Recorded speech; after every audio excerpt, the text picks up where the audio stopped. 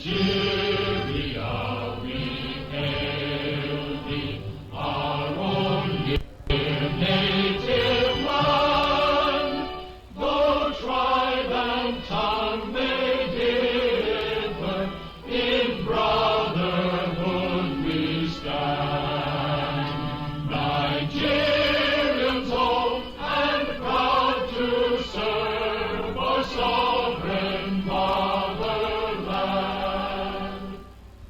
you. May we remain seated.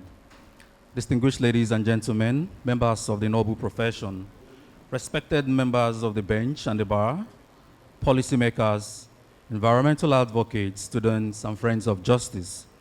Today, we have gathered not merely for another event on the calendar, but we gather for a very important conversation. A conversation about a wound.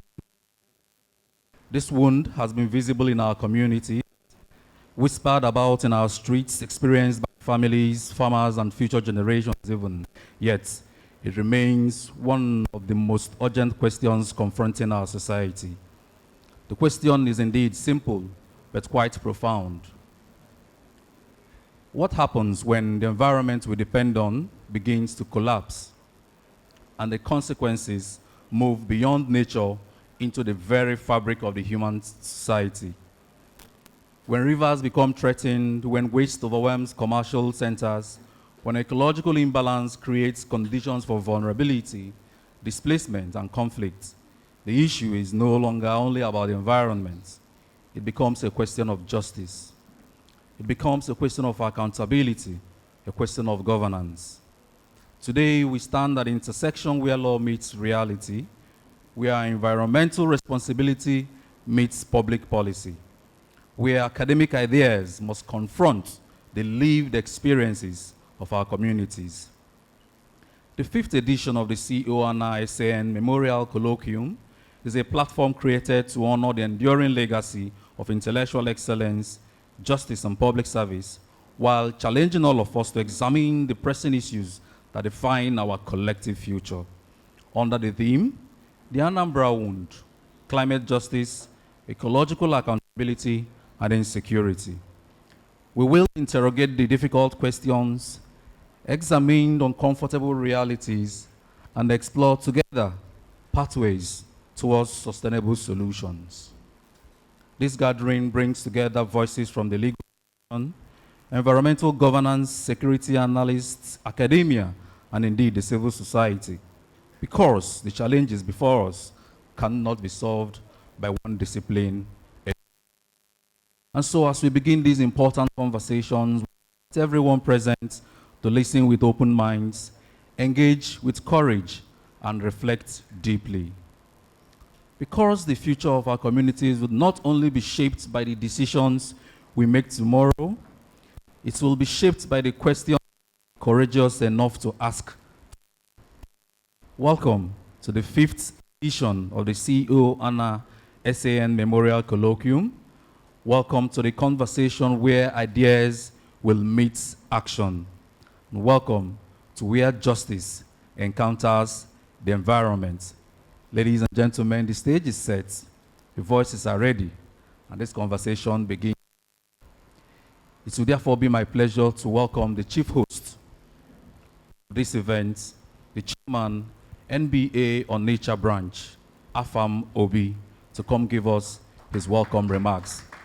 As we all know, if he doesn't welcome us, we cannot be comfortable. Ladies and gentlemen, a round of applause. Afam Obi, Esquire.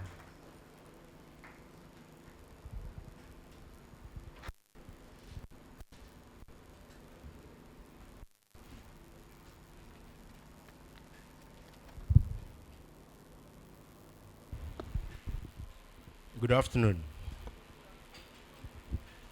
My Lord,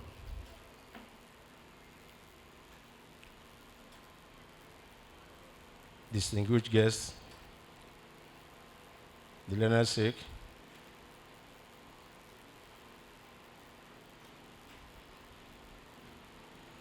my name is Afam Obi. May I welcome all of us to this 5th edition of CO Anah Senior Advocate of Nigeria, COLLOQUIUM, in conjunction with Young Lawyers Forum of Nigerian Bar Association.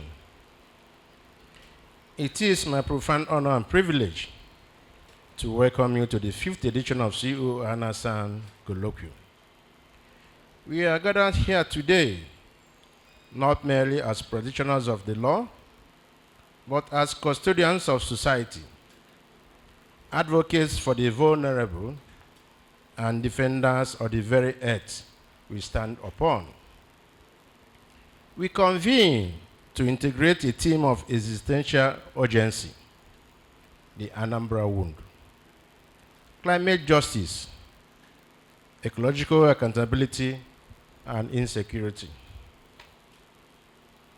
When we speak of the Anambra Wound, we are not speaking in mere metaphors. We are speaking of a state that is literally bleeding. We are speaking of the monstrous gully erosions that have violently caved their way through our communities, swallowing ancestral lands, homes, and histories. We are speaking of the perennial, devastating floods that wash away our farmlands and displace thousands of people year after year. Disposal of waste at non-designated places and gutters. This is a deep, festering ecological scar. For too long, the conversation around climate change has been treated as a distant and abstract concept. But here in Anambra, climate injustice is our daily reality. And as we have painfully learned, ecological degradation does not happen in a vacuum. It is inextricably linked to the rising tide of insecurity. When the land can no longer sustain its people, when farmers lose their harvest to floods, and when families are displaced by collapsing earth, economic desperation sets in. The loss of livelihoods breeds poverty, and poverty is the most fertile breeding ground for crime, community clashes, and systemic insecurity. We cannot hope to cure the disease of insecurity without treating the underlying ecological wound that feeds it. This brings us to the crux of our gathering, ecological accountability. As lawyers, we are the architects of accountability. The questions before us today are critical. Who pays for the Anambra Wound? How do we utilize our legal frameworks to hold state and non-state actors, corporations, and policy makers accountable for the environmental negligence? How do we transition from a reactive legal system to a proactive one that champions climate justice and protects the rights of climate refugees within our borders? The 5th edition of CO Anah COLLOQUIUM has a proud legacy of being a crucible for groundbreaking legal thought and courageous advocacy. Today, we are called upon to stretch the boundaries of our jurisprudence. We must explore how environmental law, human rights law, and thus can be weaponized for the good of our environment. We must become the voice for the voiceless communities bearing the brunt of this ecological crisis. I challenge every legal mind in this room to look beyond the traditional confines of our practice. Let us debate passionately, think innovatively, and formulate actionable legal strategies that will help heal the Anambra Wound. Thank you for your presence. your intellect, your commitment to justice in all its forms. It is my absolute pleasure to welcome you to the 5th edition of CO Anah Senior Advocate of Nigeria Colloquium.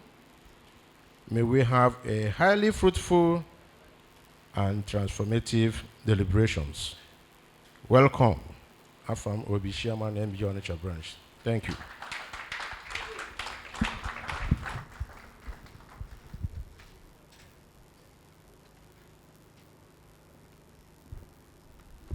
Thank you very much, Chief Host of this event, Afam Obi, Chairman, NBA Onitsha branch. Now that we know space, proceed with recognition. Ladies and gentlemen, may I humbly welcome and announce the presence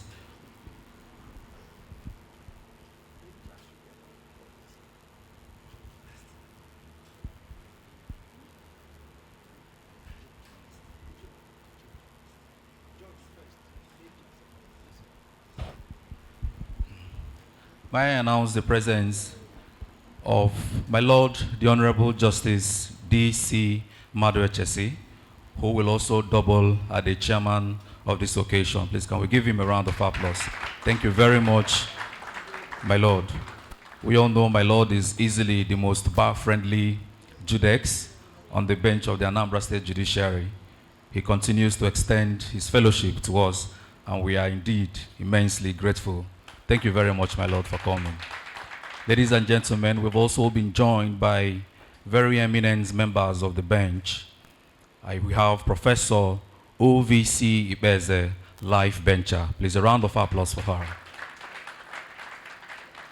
We do also have another member of the bench, the lady Amaka Ezeno. Please, a round of applause. Member, body of benchers. May I also respectfully recognize the presence of J.R. Ndoka, Senior Advocate of Nigeria, an illustrious elder of this NBA Onitsha branch. Thank you very much, Leonard Silk, for joining us. We do also have the chairman of NBA Onitsha branch. If you would suffer me to repeat it once more. Thank you very much for having us, sir. Afam Obi, please, a round of applause. He is today supported by his immediate past predecessor in office, Mazi D.I. Oba. A round of applause, please. Thank you very much. I do also see in the hall very senior members of NBA Onitsha branch. We have Leonard Senior Oke Ezuku in the hall. Thank you very much for coming. I will also be remiss to acknowledge the presence of the National Publicity Secretary of FIDA and also proudly a member of NBA Onitsha branch, Ms. Chineze Obiano. Thank you very much, ma'am, for joining us. Please, a round of applause for her. We shall indeed take further recognitions as other members and dignitaries join us. I can see over there senior member of the branch, Bosa Nyeji Esquire. Thank you very much, sir, for joining us. Thank you very much indeed. May I now quickly invite the chairman of the NBA Young Lawyers Forum, Onitsha branch. The NBA Young Lawyers Forum, Onitsha branch collaborated with the Anah Center to put together this event today. Mr. Chairman, can I please have you up stage for your brief remarks? Please, a round of applause as he makes it up to the stage. Mr. Chairman is today supported by his beautiful wife, Chiamaka. I can see you somewhere in the hall. Thank you very much, ma'am, for coming. Please, a round of applause.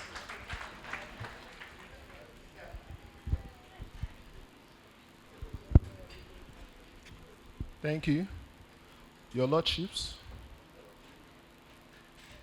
Your Lordship, the Honorable Judge, Chief Judge of Anambra State, my Lords, distinguished judges of the High Court of Anambra State, Your Worships, the Chairman and Executive Committee of our parent body, NBA Onitsha branch, our distinguished guest speakers and lead discussants, respected senior advocates, senior colleagues and learned friends, my vibrant fellow young lawyers, gentlemen of the press, ladies and gentlemen,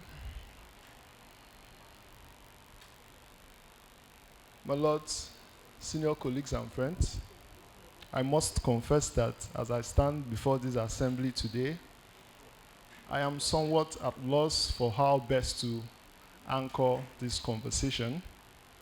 Many of us within the Young Lawyers Forum, myself inclusive, we are not personally privileged to meet or practice alongside the late icon, Chief A.O. Anah Center. Walking into this Sir Louis Mbanefo Bar Center every day, we are confronted with a portrait over there, hanging elegantly alongside the impeccable past leaders of this premier bar. For us juniors, that wall is not just a gallery, it is a monument that compels us to ask questions. When we asked our seniors about the man on the frame, they spoke of an advocate with an impeccable, flawless command of the English language, a fierce courtroom general, and a leader of profound integrity. Looking around this packed hall today, the sheer magnitude of this 5th edition of his memorial colloquium is the ultimate testament that everything we heard about him was the absolute truth. I must deeply thank the leadership of the bar, MBA Onitsha branch, for ensuring that the memories of our icon never fizzle away, but remain a guiding light for those of us just beginning our journey at the bar. Today, the MBA Young Lawyers Forum is exceptionally proud to partner with Anah Center for Social Justice and Anah Law Practice. Allow me to pay a special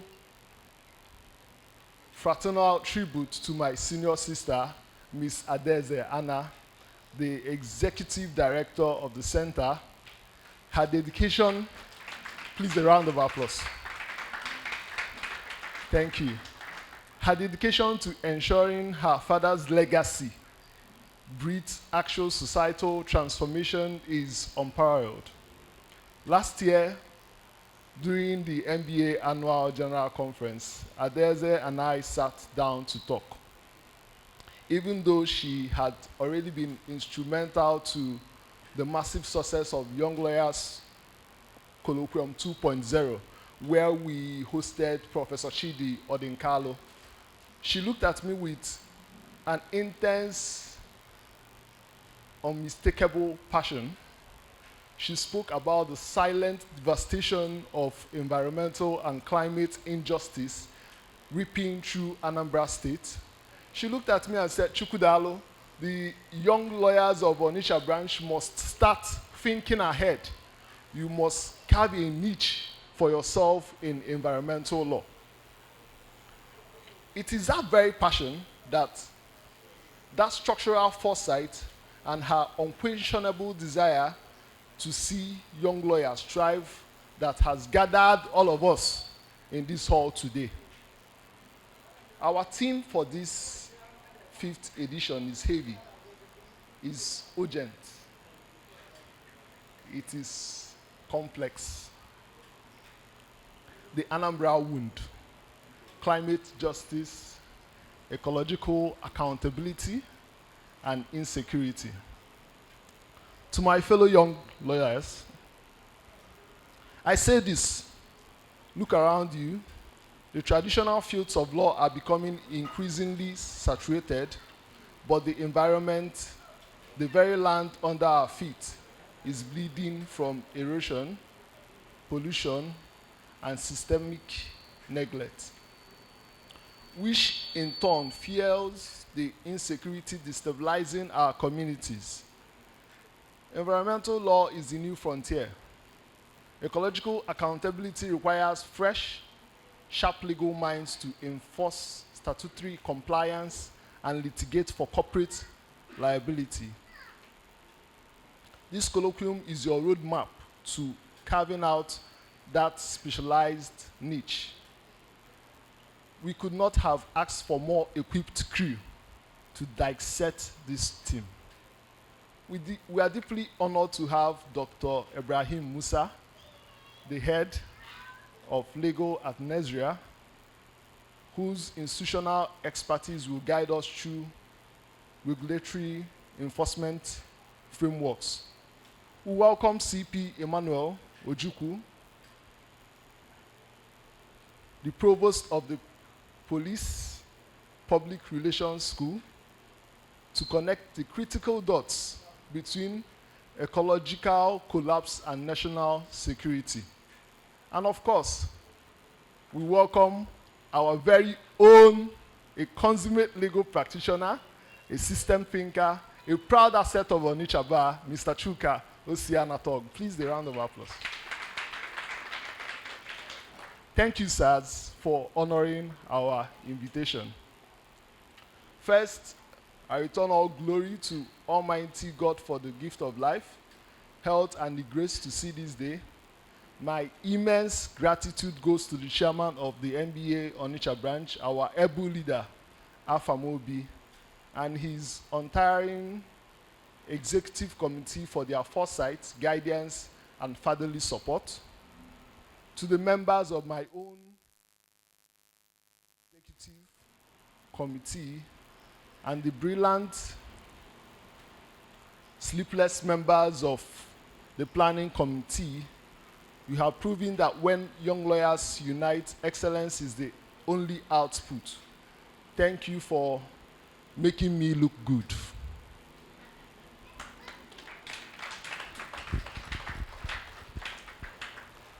Finally, on a personal note, please permit me to recognize a special guest in the audience, my beautiful wife.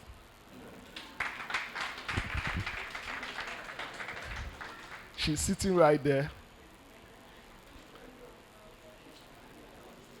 My lords, thank you, thank you, thank you. My lords, learned seniors and colleagues, I welcome you all once again to the 5th edition of the CO Anah SAN Memorial Colloquium. Let us deliberate, let us learn, let us begin the work of healing Anambra Wound. Thank you all, and God bless the NBA Onitsha branch, and God bless Nigeria. Nigeria is 66 today. Thank you. Thank you very much, Chairman, NBA YLF Onitsha branch, for that beautiful delivery that we have all to. Thank you very much. Let me seize this opportunity to thank Chairman NBA YLF Onitsha branch for the good job he has put in the past 2 years. He built an incredible team, and that team has simply outperformed every expectation. Let me quickly ask all the executive members of the NBA YLF Onitsha branch team to please stand up and take a bow. Please, all the NBA YLF executive team, thank you very much for the good job you guys have done. I can also see seated past NBA YLF chairman of Onitsha branch, Obinna Bochukwu, Esquire. Obinna, thank you very much for joining us. Please, a round of applause for him, please. Let me quickly apologize for skipping a very important dignitary that has been with us since morning. The Honorable Commissioner for Environment, Anambra State, and his entourage, Dr. Clem Darlington Agui, who is also incidentally a lawyer. Thank you very much for joining us. Please, a round of applause for Honorable Commissioner. It is indeed apposite that he joins us today to lend his views and presence to this conversation. It is strictly his brief within the Anambra State government to cater to matters of the environment. And so after speaking all the grammar we are going to speak today, we are going to charge Honorable Commissioner to take our message back to His Excellency the Governor and of course the Anambra State government. Thank you very much, sir, for coming.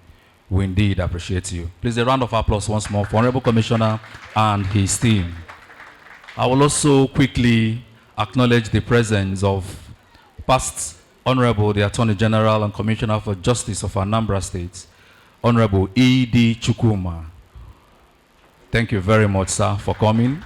He is as well past chairman of NDO Onitsha branch and a very, very resourceful person, an elder of this branch. Thank you very much, Honorable, for coming. And we are now also joined by no less a person than Honorable Dikemma himself, Learned Senior Advocate of Nigeria, Ikenna Ebuna, SAN. Thank you very much. Triple Chief. I think it's quadruple now. Quadruple. It's 5 now. Wonderful. Thank you very much, Learned Senior Advocate of Nigeria, for joining us. It's not every day that we see him around. We are indeed very much grateful. Thank you very much, sir. Please, a round of applause. I will now quickly invite the Executive Director of the Anah Center for Social Justice to present her very brief welcome remarks so that we can quickly kickstart this conversation. The day is fast spent, and I will indeed plead with Adeze to keep his presentation very brief indeed. Ladies and gentlemen, Ms. Adeze, and a round of applause, please.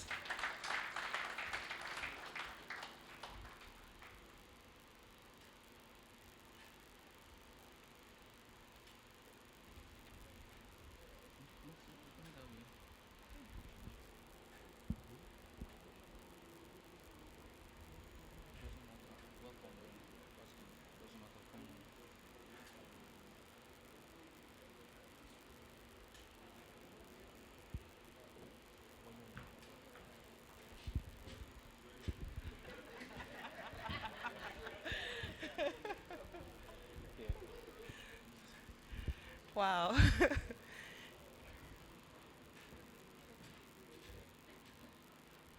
The Honorable Commissioner for Environment, our distinguished guests and speakers, leaders of the bar and bench here present, elders of the legal profession, young lawyers of Onitsha branch, members of the press, ladies and gentlemen, good afternoon.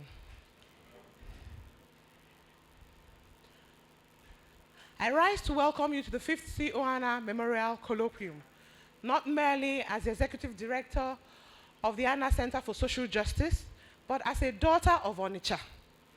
This city is my home. It is where I was born, where I was raised, and where I learned that to be a lawyer is to be the sentinel for justice. My father, C.O. Anah, stood tall in this very branch as a bar leader. Whilst I am not a registered member of this branch at this time, I undoubtedly carry your spirit. I thank you, the leadership of the bar, headed by Mr. Afamobi, the Cosmopolitan Chairman, the elders and members of this branch, and the young lawyers led by my learned brother, Mr. Dalu Mora, who I now fondly call Mr. Say No More.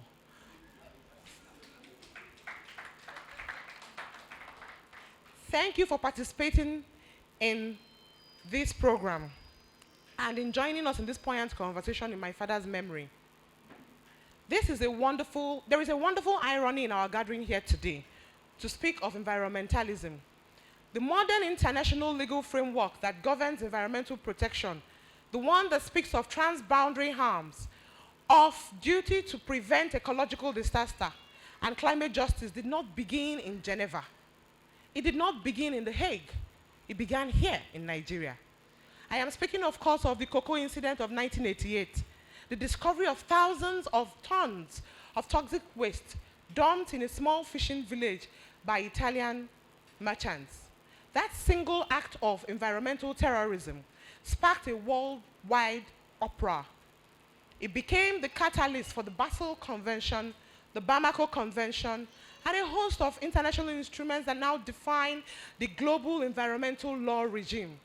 Indeed, that moment gave a face to the developing world struggle against ecological exploitation. Nigeria gave birth to that revolution, yet it has not exactly benefited the most from it. We bettered the child, but the child grew up abroad. Pundits point to our foundational document, the 1999 Constitution, which in its current form does not adequately recognize environmental rights as justiciable. They point to our failure to domesticate some of the treaties we inspired. They point to the gap between international obligations and municipal enforcement. And so the very laws we catalyzed seem to be distant spectators to our own very degradation. Let me bring this conversation home. The soil of Anambra State, the venue for this colloquium, we are the second smallest state in Nigeria in terms of landmass, yet we behave as if land is infinite. We are a commercial powerhouse, and Onitsha is the engine house of that powerhouse because it hosts the largest market in West Africa. Yet our prosperity is choking on its own plastic waste. We are a deeply patriarchal society with a traditional land tenure system that struggles to adapt to the pressures of modernity and scarcity. The result is a catalog of crises. Gully erosion swallowing our lands with over 1,000 active erosion sites recorded across the state. Flooding so severe that it has created internally displaced persons camps. Indeed, the Southeast as a whole accounts for over 268,000 IDPs due to ecological disasters. Plastic pollution in Onitsha is so pervasive that it dominates our waste streams. By some accounts, plastic accounts for up to 80% of the nuisance value in our waterways. Let us not ignore the loss of biodiversity. Anambra was once part of the tropical rainforest belt, but we are fast evolving from a lush green landscape into a concrete jungle. We teach our children to build houses, but not plant trees. This is not development, but depletion, as we do not have a culture of replenishing the environment. We have forgotten that the earth is not our inheritance from our ancestors. No, if I must dare say, it is a loan from us to our children, and we must pay with interest. Yet the most dangerous aspect of the Anambra Wound is this: we do not identify as an ecological disaster for the most part. Because we do not name the problem, we do not seek remedy. Because we do not demand accountability from the government, from the private sector, and from ourselves, there is even more degradation. The result is a crisis that festers quietly beneath the noise of commerce and politics. Scholars who study the Sustainable Development Goals have long warned us of a nexus, a hidden thread connecting climate justice and insecurity. They spoke of resource scarcity, displacement, and the erosion of state legitimacy as drivers of conflict. What was once a scholarly prophecy is now a lived reality in Anambra State. Consider when erosion shrinks the available land for farming and settlements. Disputes multiply. Where plastic waste becomes a defiant tenant, there is even more scarcity and degradation of the environment. In a state where land is already a volatile asset, unenforced environmental laws become the norms. Impunity emboldens, not only for polluters, but also for those who take laws into their own hands. The nexus is not academic theory anymore. It is daily life here with us now. Ladies and gentlemen, lawyers and stakeholders, this year's colloquium has been structured to move us from diagnosis to prescription. We have three distinguished speakers who will light the way. Mr. Chuka OC Anah will speak on justice, climate, and accountability in Anambra, examining obligations, the failures, and the path to enforcement. Mr. Ibrahim Musa Mohammed of Nesria will address the specific crisis of plastic pollution and chart sustainable ways to curtail it. And CP Dr. Emmanuel Ojukwu, retired, will draw the stark link between ecological collapse and insecurity in our state. I've named them in no particular order. But the true heart of this event, really, the crucible, if you will, is not the speeches themselves. It is the discussion that they will evoke. It is the questions you will ask, the challenges you pose, the solutions you incubate in this conversation that follows. Because it is the collective deliberation that will feed our final report. And it is that report that will carry our recommendations to policy tables, the legislative chambers, and the bar of public opinion. Our goal is to ensure that lawyers, policymakers, stakeholders stop seeing environmental and climate issues as an elitist concern or an academic exercise. These are existential issues menacing our beloved state, and we have the training and the position to do something about it. I close with a charge. In Anambra State, we have a mantra. We say that we are the light of the nation. Let us be the light bearers in these regards as well. Let us so engage with environmental and climate justice in Anambra State, so much so that we no longer describe this area of law as emerging. Let us be so immense and progressive in it, so demanding of accountability and progress, that we become models for the others. Thank you very much.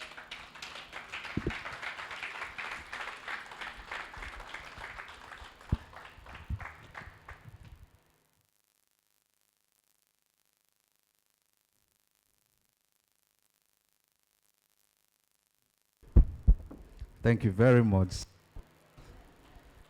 for that brief remark. It will now be another question to indeed decide if the remarks were indeed brief. But all in all, a good call to action. Thank you very much. Please, a round of applause once more for the Executive Director, the Anah Center for Social Justice. Now, I will invite the Honorable Commissioner for Environment for Anambra State, Dr. Darlington Agui, for his goodwill message. Please, can we give him a round of applause? Thank you very much.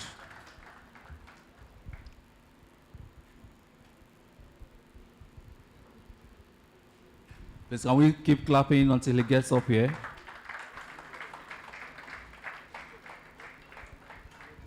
Sorry, please. Thank you very much.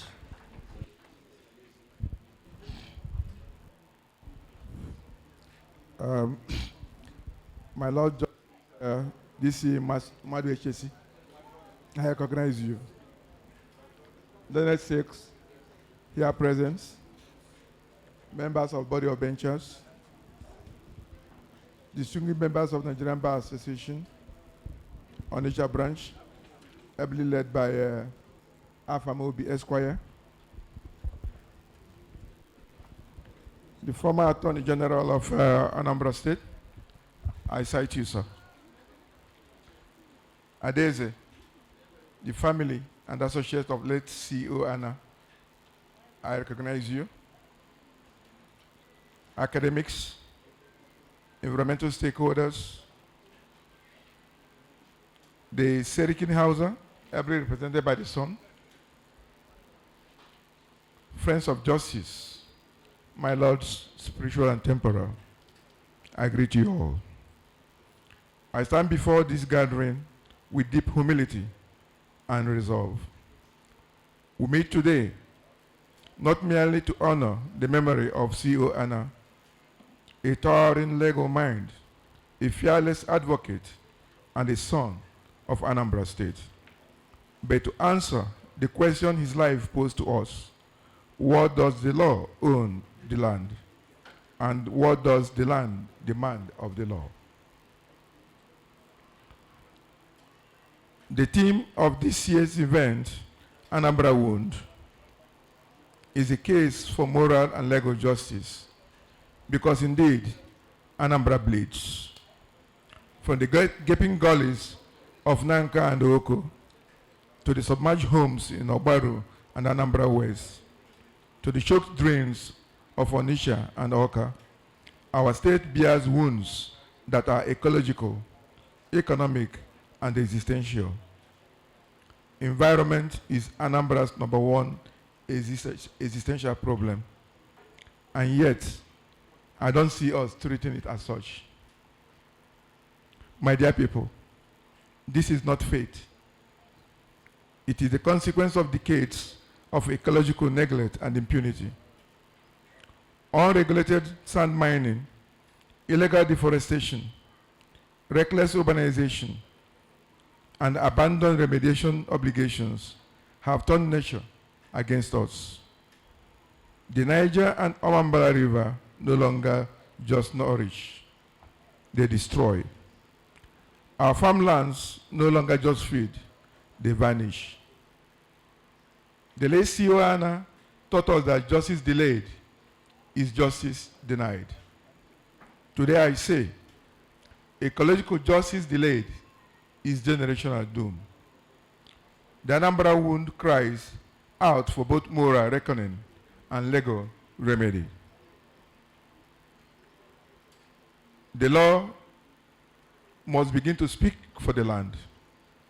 Anambra contributes minimally to global emission, yet we are the first responders to its harshest consequences.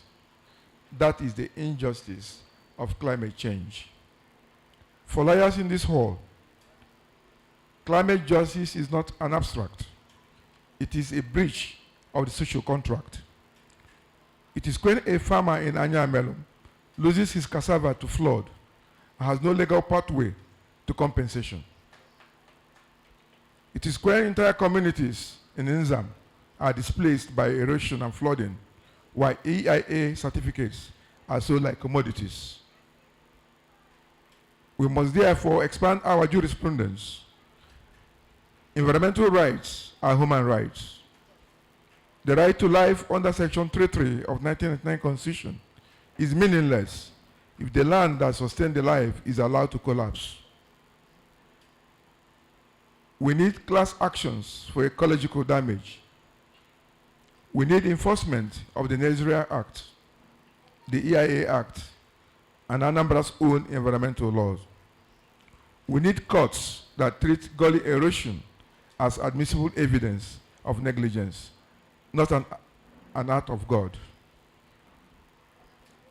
As the Commissioner for Environment, Anambra State, I'll be very blunt. Anambra's ecological crisis is also an accountability crisis, as many have said here. Government must be held to account to failed drainage projects and abandoned control works. Companies must be held to account for mines that refuse to reclaim and revegetate. Communities must be held accountable to account for building on waterways, throwing waste into the drainages. But accountability without legal teeth is just a theater. I call on this body of learned men and women to help us to weaponize the law for environment. Let us pursue public interest litigation against the 14 contractors and extractors of our mines who treat our land as mere ATM. Let us seek injunctions to halt destructive mining. Let us test the courts with suits for ecological reparations. The Anambra State government, under Professor Chukwuma Soludo, is committed to this fight, but we cannot win without the bar being in support. The land is not just a resource, it is a client. And right now, that client is bleeding in court without representation. Distinguished stakeholders, insecurity in Anambra State has an address. That address is often the gully site, the flooded villages, and loss of livelihood.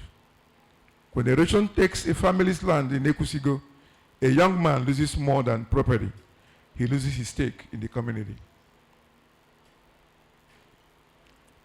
When floods wipe out markets in Obaru, displacement replaces commerce. This is how ecological collapse feeds kidnapping, cultism, and agitation. Therefore, any environmental and security summit that ignores environment as a core foundation of our present problem is just treating the symptoms. Ecological restoration is homeland security. Dredging the Anambra River is counter-insurgency. Reclaiming gullies is peace building. The Ministry of Environment and Ministry of Justice must not work as one to provide remedy for this injustice. In memory of CEO Anah, let this colloquium move from rhetoric to relief. I propose 3 imperatives. Number 1, a legal framework for ecological redress. Let the MBA Onitsha branch, in partnership with the Ministry of Justice and Environment, draft and push for an Anambra Ecological Justice Remediation Bill. This law must create an environmental compensation fund, impose strict liability for ecological damage, and empower communities to sue. I will also add that since we accept as a state that environment is our number 1 existential problem, we must be able to fund the environment as our number 1 problem. Nothing stops us as a state from setting aside 10% of our IGR to deal with issues of environment. Number 2 is towards a statewide litigation task force. We need pro bono environmental lawyers. We need SANs, and many of them are here today, to adopt gully size the way they adopt inmates. Let us take one major polluter or negligent contractor to court before this year ends as a signal that we are serious about our environment. Number 3 imperative, a new moral compact. Every lawyer, every judge, every stakeholder here must become an environmental advocate. Include tree planting in your law week as part of what you do for the law week. Make EIA compliance a condition for your client's project. Speak for the land in your chambers and in your communities. The late Anah believed the law was a tool for social engineering. Today we must engineer the healing of Anambra. My lords and learned colleagues, the Anambra wound will not be healed by government alone. It will be healed when the law stands up for the soil. It will be healed when moral outrage meets legal action. To the Anah family, the young lawyers, I thank you for giving this platform the opportunity to turn our grief into governance. To the bar, led by Onitsha branch and their chairman Afamobi, I say history will not ask if we wore wigs and gowns to court. It will ask if we will use the law to stop the bleeding and the wound of Anambra. Let us live here resolved. We will not bequeath this wound to the future generation. We will bequeath justice. We will bequeath a restored Anambra. May the courage of CEO Anah guide our briefs, our benches, and our battles for the land. May Anambra rise again.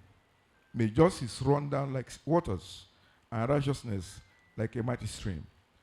Thank you for your time, and God bless you all.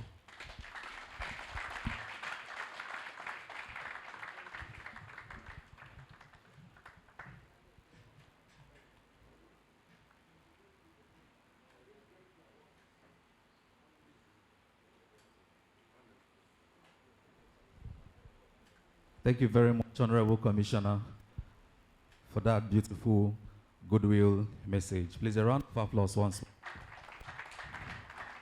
Commissioner, your message gladdens our hearts in the sense that since you are here, we know the state government is listening, and our message definitely will get to the right places. Ladies and gentlemen, as the Honorable Commissioner was addressing us, we witnessed the arrival of no less a person than Mrs. Oyikan Sola Badejo Okusonya, SAN. Please, a round of applause for her. The Mrs. Bold and the leader of the Bold tribe community. Please, a round of applause. She just arrived with our entourage.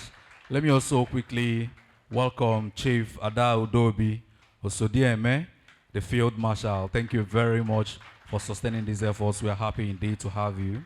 We shall take other recognitions as time goes by. Now, ladies and gentlemen, it is time for the business of the day. Today, we set an agenda to discuss a very pivotal issue that confronts not just our society, but our environment and our communities. This issue is not only about climate justice, environmental governance, but we're also going to x-ray how it affects the security of our communities. It is my pleasure to introduce our distinguished speakers. First shall be Mr. or rather CP Emmanuel Ojukwu, retired. Please, a round of applause for him. CP Emmanuel Ojukwu brings a different but equally important perspective, the connection between ecology and security. Increasingly, we know communities across the world are recognizing that environmental challenges can create conditions that contribute to instability, vulnerability, and conflict. Our next speaker is a law enforcement analyst, an applied psychologist, a nation builder with extensive experience examining social realities through the lens of security and human behavior. CP Emmanuel Ojukwu, retired, will address the topic, the ecology insecurity nexus in Anambra State. His presentation will explore how environmental pressures can intersect with security concerns and what lessons this holds for policymakers, institutions, and our communities. Ladies and gentlemen, with great respect, please welcome once more CP Emmanuel Ojukwu. Please, a round of applause, please. Thank you very much. You're welcome, sir. Please. Yes, sir, please. Thank you. I also quickly introduce the rest of the speakers so that they can take their presentations seriatim. We are honored to have one of our own, a perfect gentleman who I admire so much. Mr. Chuka Osi Anatogu, ladies and gentlemen, will lead our first intellectual engagement for the day. He's a justice-focused scholar, accomplished legal practitioner, and systems thinker whose work reflects a deep commitment to ideas that create meaningful change. He brings to this conversation a rare combination of legal understanding, analytical depth, and passion for confronting complex societal challenges. Speaking on the topic, climate justice and accountability in Anambra State, obligations, failures, and the path to enforcement. He will examine the responsibilities of institutions, the gaps that exist between environmental obligations and implementation, and the legal pathways available for meaningful enforcement. Ladies and gentlemen, please join us as we welcome our own member of NBO Onitsha branch, Chuka Osi Anatogu Esquire. Please, a round of applause, please.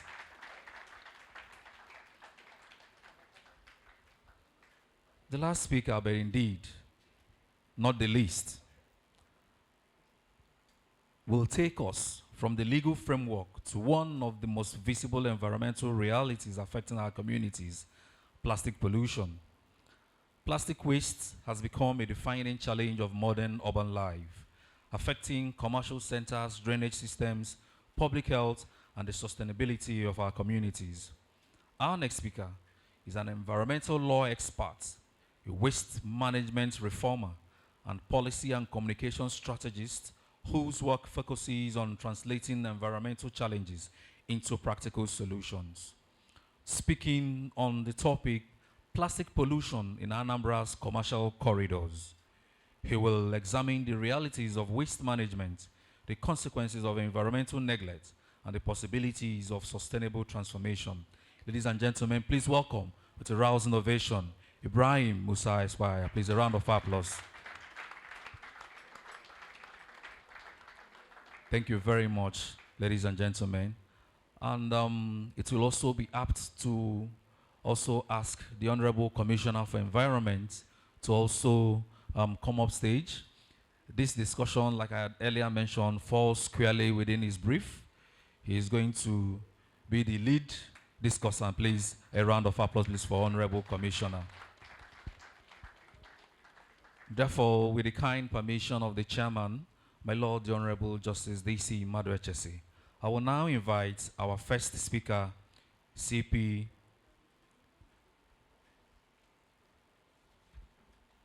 Emmanuel Ojukwu, retired, for his presentation. Please, a round of applause, please, as he takes to the podium. Please, a round of applause. Thank you very much, sir.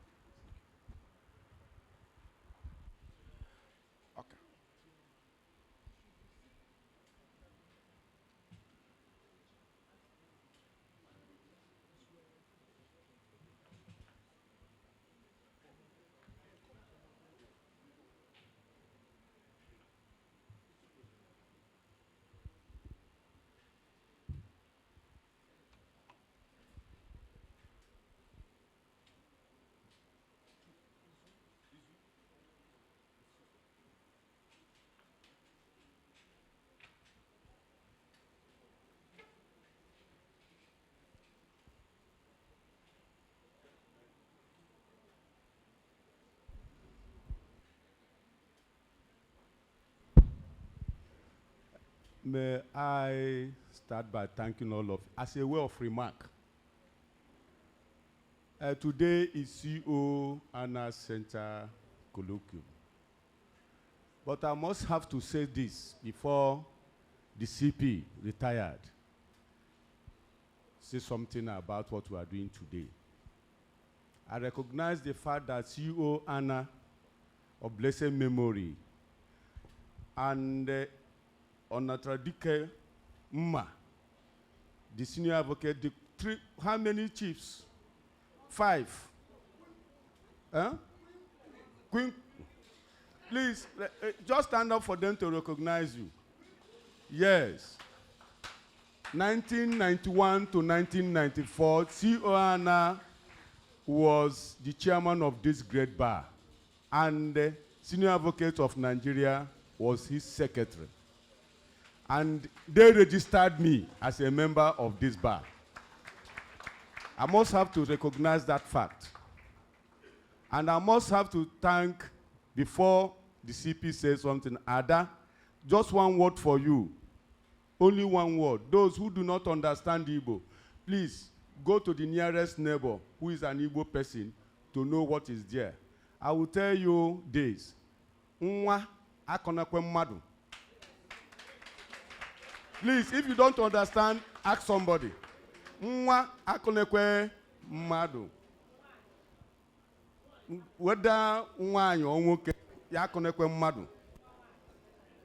And I thank all the chairmen who have been here. And one of the juniors of COANA, our former chairman, D.I. Oba, and most chairmen here, including my humble self, I thank all of you. And I adopt as a word of remark all the things that have been said since we started. And I hold that they are all good and veritable. On this note, I now call upon the CP. Remember, we agreed for us to fasten the whole thing 30 minutes at most. Thank you.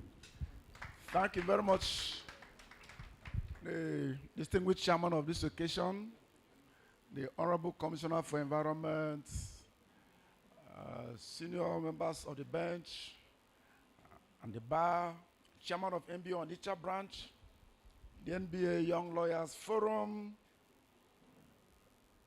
the CO Anah Memorial Colloquium members, distinguished guests, ladies and gentlemen.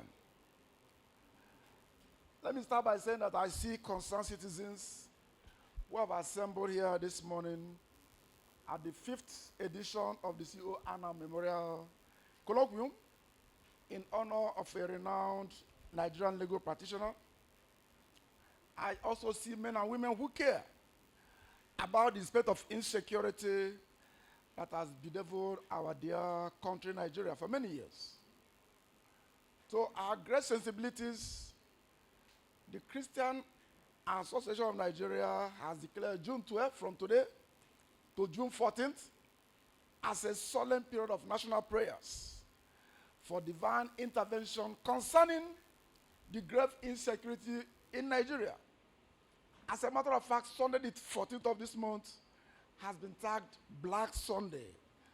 And I say, what a graphic coincidence.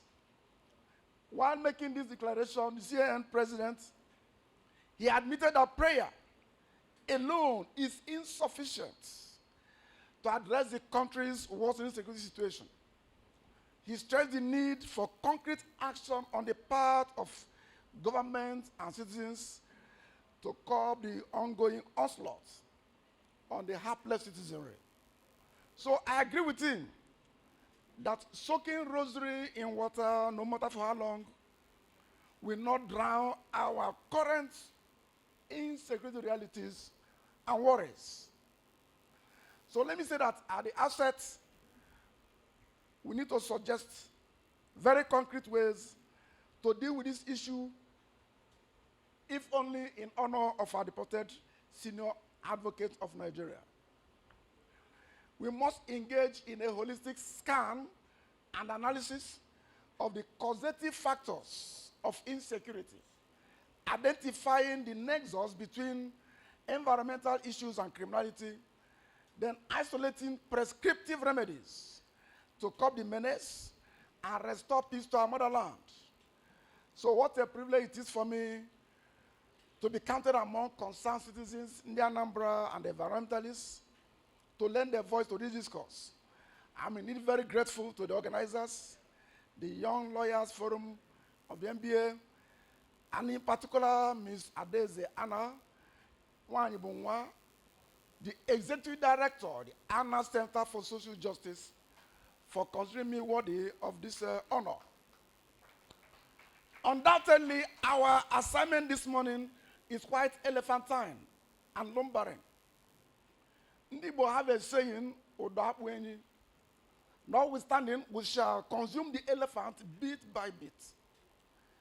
This paper will consider, in part, the whole gamut of environments that impact in one way or the other on the quality of life of our people.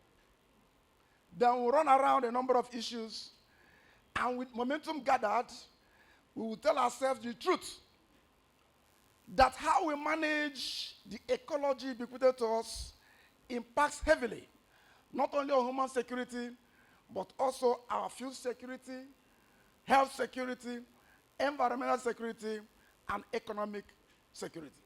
So we'll then peter out with a consideration of what the government and people should do to save the environment and ipso facto save their lives and property. And by extension, show up Anambra State and Nigeria in the committee of saner countries. Now, within the broad field of environmental psychology, I'm a psychologist, there is a nature-nurture controversy. But over time, we have known that nature and nurture intertwine. That is, the gene and the environment intertwine. And that really impacts on how an individual behaves, relates, and how they respond to conflict situations. It affects their level of tolerance of frustration, coping mechanisms. As a matter of fact, inherited qualities provide the blueprints and framework while the environment affords the manure or trigger that shoots the individual to dizzying heights in accomplishments or stupefying and disgraceful dwarfism. The impact is that the ecology within which one operates affects them for good or for evil, for being on the side of the law or for standing in the dock, for fame or for notoriety. The ecology insecurity nexus needs further probing as we go ahead. So for starters, we humans are like islands surrounded by many waters. Those waters are the political waters, economic waters, social waters, technological waters, legal waters, and of course the ecology itself. Okay. There is a nexus between the political, I'm going to political now, the political system of a people and the tone of their safety. Normally, a good political leader should direct action at what means the common good and not for personal benefits or aggrandizement.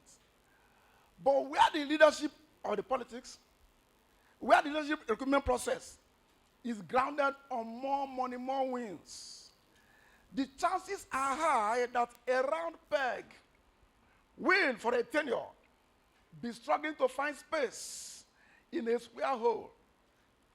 The friction so generated can give us good electricity. That friction in this winner-take-all administration that is not only transactional, prebendalistic, it is skewed to nepotism, discrimination, and paying no heed to equity. People who are discriminated against, or those who call marginalized, in the provision of security and welfare, they may feel disenchanted, disgruntled, displeased with the government of the day. And they may dive towards the tendency to distrust, discredit, demarket, disturb, disorganize, and destabilize the government because they are marginalized. The insecurity that may first arise from this political mismatch does not provide the enabling environment for the pursuit and attainment of other goals of humanity. What will arise will have no mercy on the blood pressure of citizens. In a normal environment, the contest for political offices in Anambra should be healthy and devoid of encumbrances and violence. But the political power dynamics is fiercely competitive and sometimes discouraging. You want to ask somebody to put a podium or mount a billboard, he has to pay 50 million in Anambra State. Police records have it that on September 18, 2021, a governorship candidate of the Labour Party was abducted on his way to a campaign event in Lilu, Ihiala, local government area. He has not been seen since then. And his remains, if he's dead, have not been fetched and returned to his bewildered family. His distressed family, some of whom may be here, are still hurting as we speak. And we are living as if the death of any man does not diminish us. And as if the bell does not toll for us. Economically, Anambra is a land of so many billionaires. But we still have poverty, plenty of poverty in Anambra State. There's also the government debt profile of 130 billion. There is inflation. There is, of course, corruption. And we have agreed elsewhere that corruption is stirred and thrives in an environment of high economic activity. Anambra is one, and Onitsha, as has been said earlier on, is the center of corruption. An economically vibrant and rich environment, as well as Anambra, may give fillip to a feeling that might is right. As money bags flaunt wealth and advertise to all and sundry, including political influence and justice, that everything can be purchased in cash. The tendency to run roughshod over all other citizens of Nigeria or Anambra State may be manifest. So there's a delusion for immunity for impunity. Now, where the government is not able or government is not willing to protect citizens' rights, or where the government turns what they call the bystander apathy, somehow. This delusion will create problems for us in this state. And where the courts are no more the last hope of the common man, where justice is for the highest bidder, and where justice may be hawked like garlic in Oso, the chances are high that the aggrieved Nigerian citizen or someone from Anambra State may seek relief through violence and self-help. There's an old TV sitcom called Fuji House of Commotion. From that, we realize that one wife could be a headache. It could be two headaches, actually. Two wives could be a migraine. And when you have more than two, they become three. Maybe like the quadruple chief. It could, sorry, I wasn't referring to you. It may lead to a cancer called commotion. With many Nigerians of Anambra State who are aggrieved over unresolved chieftaincy claims, land and property disputes, inheritance rights, there may be a cacophony of protests and commotion in the state's security architecture. I'm looking at environment. Socially, Anambra's fabric is not monolithic. Though Ndibo, as an ethnic entity, Anambra has diversities. In linguistic dialects, the president is going to loot out insecurity. We have diversity in kingdoms, traditions, and religions. Anambra is home for all. We have Igala, Hausa, Yoruba, and the rest of them. This diversity is being managed for the common good of society.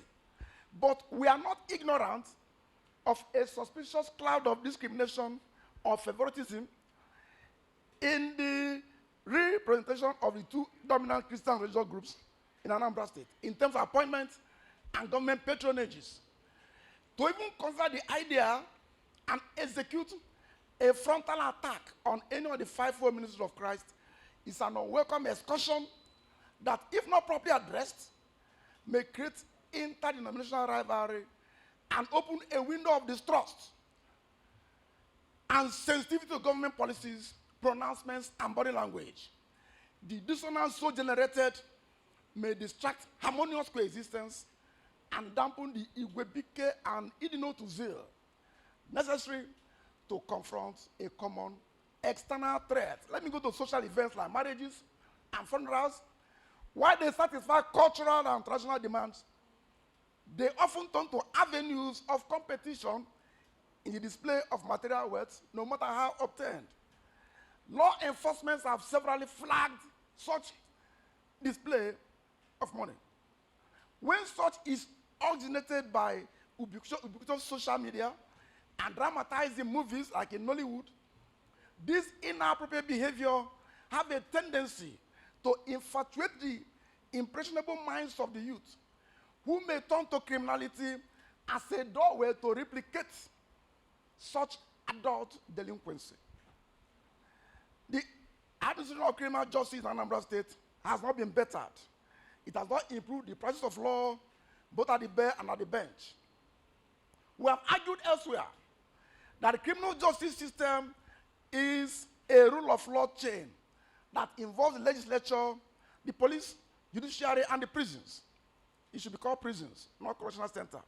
When somebody comes from prison, do you call him ex-correctional or ex-prisoner? The police is a major link in the success or otherwise of that chain. If good laws are made by the legislature, but are badly enforced by the police, the judiciary may not find enough to feed the prisons. If a good case is badly investigated and prosecuted by the police and lawyers, the system and overall public health and safety are threatened. Okay, there was a judge of the Supreme Court, Justice Umaru Kaugo. He spoke on the relationship between criminal investigation and the criminal justice sector.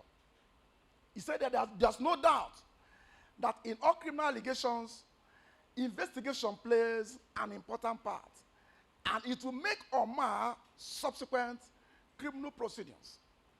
The police, as the doorway in Anambra State, your police, is handcuffed by funds and poor public support. It has not been performing optimally like other police commands in this country. As a matter of fact, the ratio of Nigeria police to Nigerian citizens is 1 policeman to 880. 1 police to 880. And that shows you how far or how good they can be. There was research performed in 2018 in Anambra State and some other states, which shows that the administration of criminal justice was overwhelmed by many factors, chief of which were resources, capacity constraints, poor infrastructure, lack of basic tools, weakening coordination, and ineffectiveness in criminal justice delivery. Law reform has been generally slow. Imagine that the Police Act of 1943 remained in practice until 2020. That means I served the police for 32 years. I didn't work under a police act made by Nigeria. It was only in 2020 that we gave ourselves a law. I retired 2016 after 32 years of service. So that means that for 77 years, we were using a law made by our enemy to rule us. What a shame. Anambra State Magistrate Court Law of 1956 was only repealed to give way to Magistrate Court Law of 2022. That means for 66 years. Now the Prison Act of 1972 became the Correctional Service Act of 2019 after 47 years. The stretch of years it took government to reform legislation in these 3 regards shows how serious and how committed we are to criminal justice administration. What results from there is delayed dispensation of justice, delayed trials, ceaseless adjustments, corruption, miscarriage of justice, large awaiting trial inmates, prison congestion, and jail breaks. When someone leaves the prison without due authority, he can be anybody's nemesis. Again, it stands to reason that where rule of law is subordinate to the rule of man and all men cease to be equal before the law, or where law becomes turncoat, respecting persons, every citizen is doomed to, in some cases, learned helplessness. In some cases, aggrieved parties who have been denied justice may resort to self-help and begin a trajectory of demanding for a pound of flesh, dripping blood. Even suicide is an option as a mass murder. And where the executive begins to deride or then get the judiciary through withholding statutory allocations and flagrant disobedience of court orders, impunity may take the front seat, inviting in its wake public distrust, which may be exploited by enemies of society to cause mayhem and large-scale insecurity. Now let's look at the environment. We think that the environment has no feelings, that it has no mind of its own. But it does have a voice, speaking to us in diverse ways. I'm asking, are we deaf at hearing? Are we scared of listening? Thus destroying ourselves? We often do wrong things, like my friend earlier on said. We drop garbage in gutters, block the drainage with plastics. We cut trees, we don't replant. We have not been kind, but we expect the environment to be kind to us. Some time ago, a youth couple, a very young lady, posted on social media that Lagos was smelling. People attacked dogs on Twitter, attacked her and brought her down. Last Friday was June 5, World Environmental Day. Whatever the outcome of that day, the clarion call is for us to wake up to our obligation and responsibility as managers of the earth. We do not do ourselves any good if we neglect or maltreat the environment. Nigeria of today is ranked number 4 as the fourth most terrorized country in the world. Recently, America said we're a country of particular concern. Why are we of concern to them? We're of concern because kidnapping of children is still happening on a daily basis. It may even happen in Onitsha here. I wanted to go out and examine the environment. My lawyer, big boss, they asked me to go this way. You need to be environmentally aware. Recently, the president in today's speech, he said 13,000 terrorists have been killed. We must humanize the figures. 13,000 Nigerians, 13,000. Nearly more than one local government area. 13,000 killed. And 124,000 surrendered. If 124,000 surrendered, how many are remaining? 124. Nearly more than half of the strength of the armed forces of Nigeria. More than half surrendered. How many more are remaining? Okay. Part of our current insecurity problem arose from our neglect of our outer environment. Libya collapsed due to assassination of Muammar Gaddafi in 2011. And that opened the doorway for smuggling of arms, illegal trafficking of arms, and for fighters to use the Sahel region to enter Nigeria. And we are feeling the wound has been there, and the scars will remain. The more the wound, the more the scar. The scar of Nigeria is gargantuan. Now, the waters of Lake Chad in Nigeria from a northern region began to shrink in the 1970s and 1980s. Government saw it. I'm sure Anambra State government saw it. But they did nothing. It has shrunk by more than 90% in 5 decades. That shrinking of Lake Chad has displaced farmers, displaced fishermen, displaced hunters, displaced pastoralists who are now coming down south to Anambra State to look for green pasture. And you're asking that they should not come. Why would they not come? Because the land has become a scarce resource, both to the farmer and the herdsman. The early warning signs were there to Nigeria, Niger, Chad, and Cameroon. But we failed to address the issue frontally. We didn't care about the environment, and now we are running helter-skelter, building high walls everywhere. The result was a combination of national negative side effects that culminated in Nigeria's ugly placement on the insecurity scale. We have mentioned the reason why it came to be so. As it were, government intervention to the fall of Libya, government intervention to Lake Chad was corrupt and minimal. I know we have ecological fund in this country. We didn't proffer intelligent issue mapping to identify the spread or likely effects of this shrinking or of Libya. We didn't take care of it. So armed groups like Boko Haram, ISWAP, and SARU have found a pool of cannon fodders, people displaced, people who are made poor, people who are impoverished, people who are rendered homeless and displaced, and we don't care about them. They found space in them to recruit them to terrorize you and I, and we are complaining. We ought not complain, we ought to have acted earlier. So let's look at some of the environmental issues in Anambra State that I picked here. One is environmental racism. Those of us that live in glass houses in the GRAs of this town or in the state are unwittingly throwing stones at the flossom and jetsam of our society. We, the elites, we do so by practicing environmental racism marked by discriminating policies and undesirable land use. I wonder why somebody will tell or explain to me why we have, within the abodes of the poor, such issues are huge refuse dumps. They dig earth and fill refuge there and cover it. Landfills, public cemeteries, endpoints of hazardous industrial materials and what have you. We know their roads are badly built, poorly maintained. they have everything poverty. On waste management, we are witnesses that indiscriminate dumping of refuse, both solid and liquid, on waters and streets are rampant.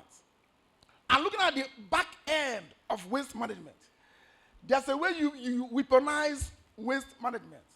We have seen those who go about to collect waste. In the process, they vandalize infrastructure, both public and private. They even pull down fences to take the iron. By doing so, they're exposing us to insecurity. There is a mixed blessing of oil and gas.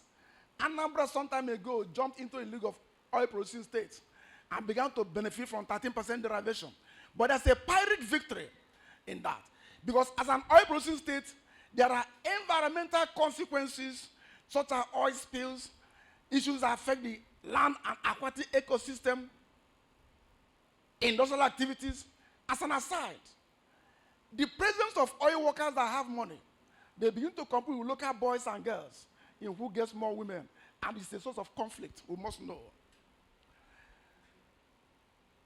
Anambra gets like 3,000 barrels of oil a day, which is good. But you know, Anambra is in contest with Kogi State at Odeke and Ashongo communities over who actually owns the oil.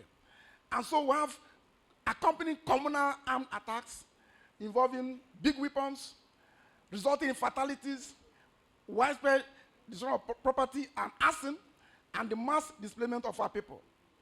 Due to the undisputed hosting of criminal cells in Kogi State, they now have down the border of Anambra. Chance of that they may come to Anambra and cause problem are there. So oil and gas gave that one to Anambra State. Recently, about flooding, every September records show that the flood extent covers like 427.25 kilometers, square kilometers in Anambra State, and affects 13 local government areas like Anambra East, Anambra West, Oka North, Anyambelum, Ekusigo, and the rest of them. There was a company, the displacement tracking matrix. In 2022, they arrived at 36 locations in 10 LGAs of Anambra State that were affected by floods. And they had internal IDPs all over the places who were not attended to. As a matter of fact, what I saw was a record 35,000 individuals in 6,000 homelands were displaced as a result of flood. And I'm happy the commissioner says so. Government didn't do what they ought to do, but they can do better. The management of insecurity. The Nigeria Police is chief operator in the internal police space, national security space. So says the National Security Strategy of 2019. But we have seen attacks on security formations resulting in deaths, fatalities, and cutting away of police equipment and what have you. Recently, some policemen were killed when they were escorting a senator in Enugu, and some others were killed somewhere in Ogbaru as they were escorting Americans to go and look at each flood issue. The Nigeria Police and Anambra State have looked at some Onitsha axes, for instance. They mentioned that Upper Iweka, Ogbaru, Fege, Odapu, Mpo, axes, and Obosi are common areas. The environment is a common area for court clashes, armed robbery, drug distribution, trafficking, vehicle snatching, and gun violence. In case you live somewhere there. If you live in Oka axis, near Unizik temporary site, Aroma Junction, Aguoka, parts of Amansi, common crimes there in that environment. Cultism, burglary, phone theft, youth activities, youth gang activities, occasional kidnapping along boundary areas. If you live around Newu, Ozubulu, Ekusigo, the hotspots are Ozubulu Forest, Upo, Lilu, Osmogu routes, and some industrial outskirts. Common crimes there are kidnapping, illegal arms movement, targeted opportunity kidnapping, and armed attacks. If you live around Urumba South or Ihiala forests and communities are environments, and the environment that border Uli, Lilu, Iseke, and Osmogu are hotspots. The environment is replete with armed separatist activities, ambushes, kidnapping, attacks on security personnel, robbery, and all that. Mountain of illegal roadblocks. If you live in Oyi or Dunukofia area, parts of Omonia, Abatete, Ogiri, some of us are here, Obunike Forest.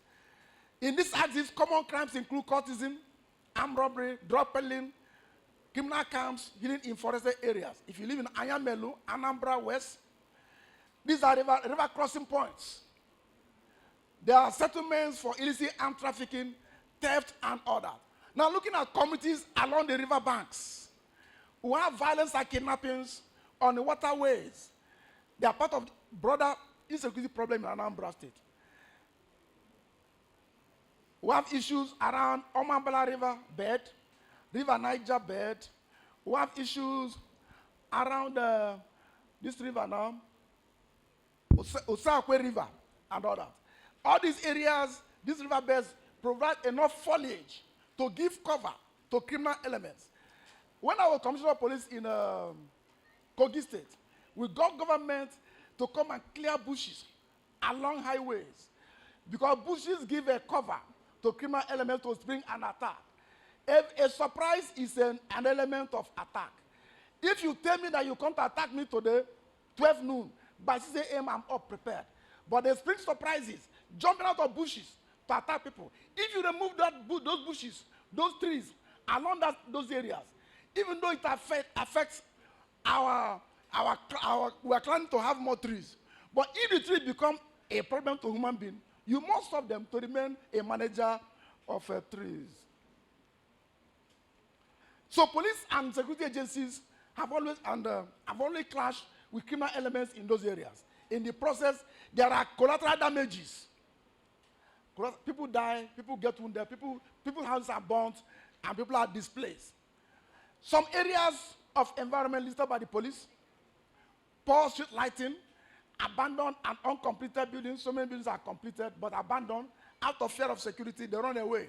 And they're being turned to heavens for kidnappers. And government goes ahead to destroy those buildings that they didn't protect in the first place.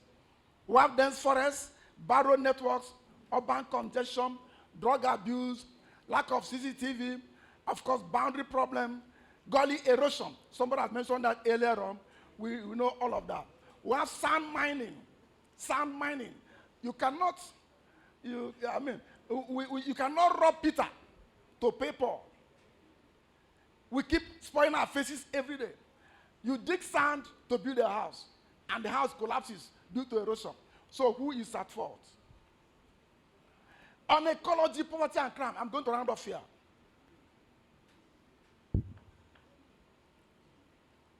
We have looked at Anambra State with a deep scrutiny. It shows that the state does not sit comfortably on lack of poverty scale. There are poor parts of Anambra State we mentioned before. Anambra East, Anambra West, Obaru, and parts of Anambra.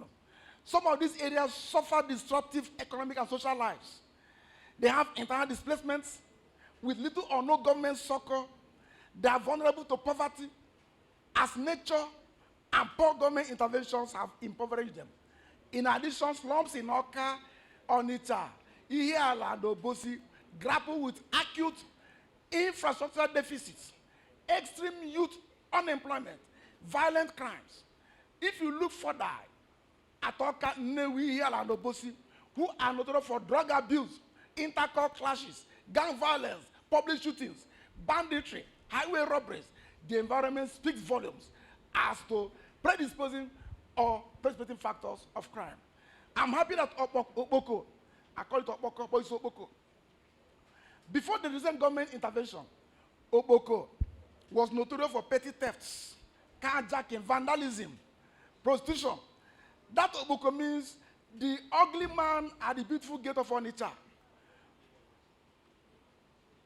So many issues in Okpoko, but thank God it has been dealt with. But no Okpoko wonder can be replicated somewhere else in Anambra State. How do we mitigate? Government policy should be humane. It should be humane.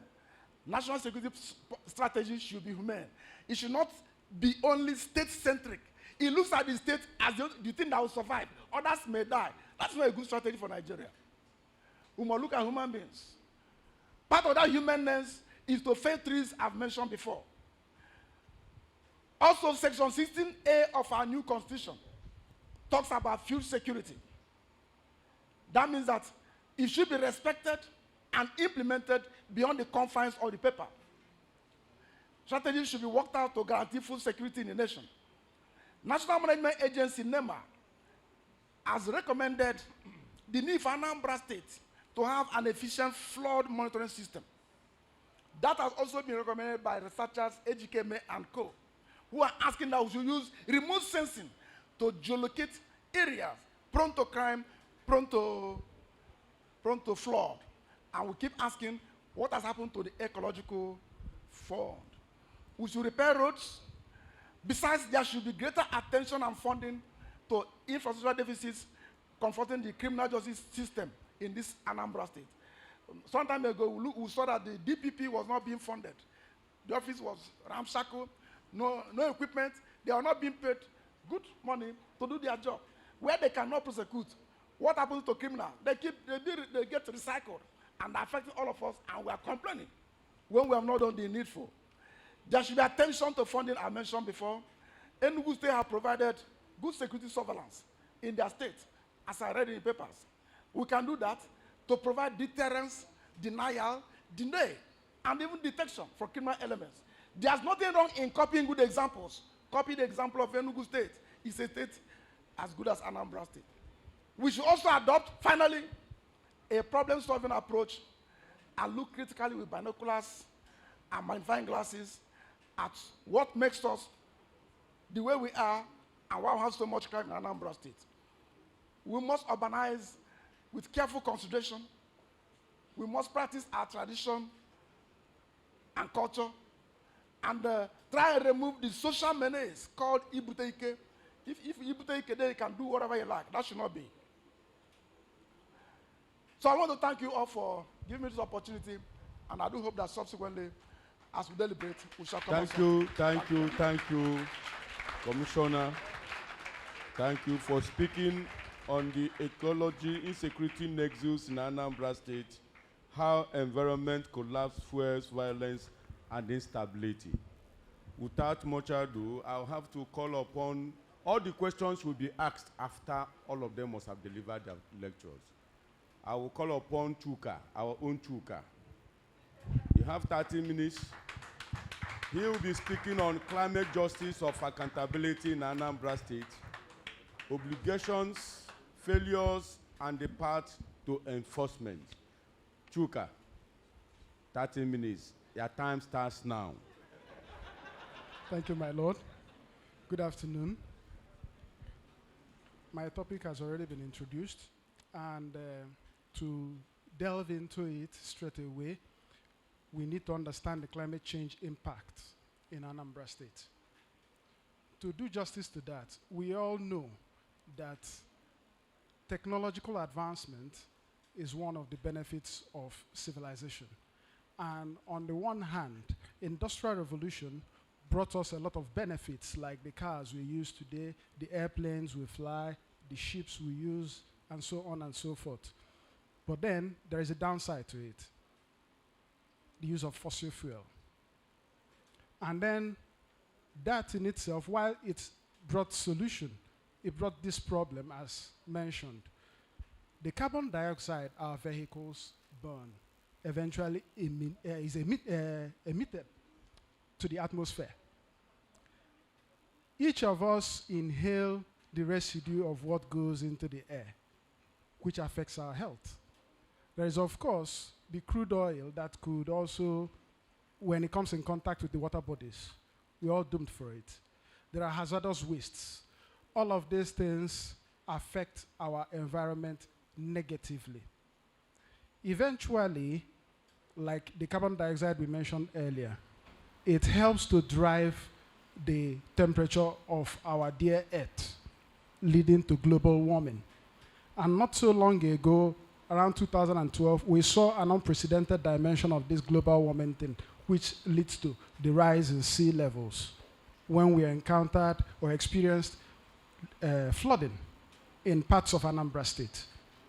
Obaru, a lot of coastal areas were involved or affected by that. Now, the real question is, what do we do about it? It takes us to the first thing to look at, which is the Ecological Trust Fund. This Ecological Trust Fund was established by the federal government in 1981.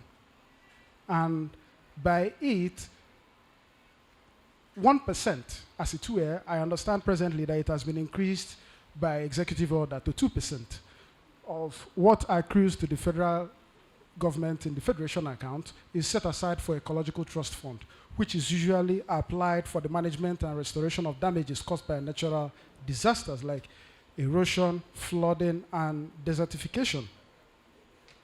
And in Anambra State, our own share of that Ecological Trust Fund has been applied to tackle flood control, tree planting, and reclaiming lands that were affected by erosion.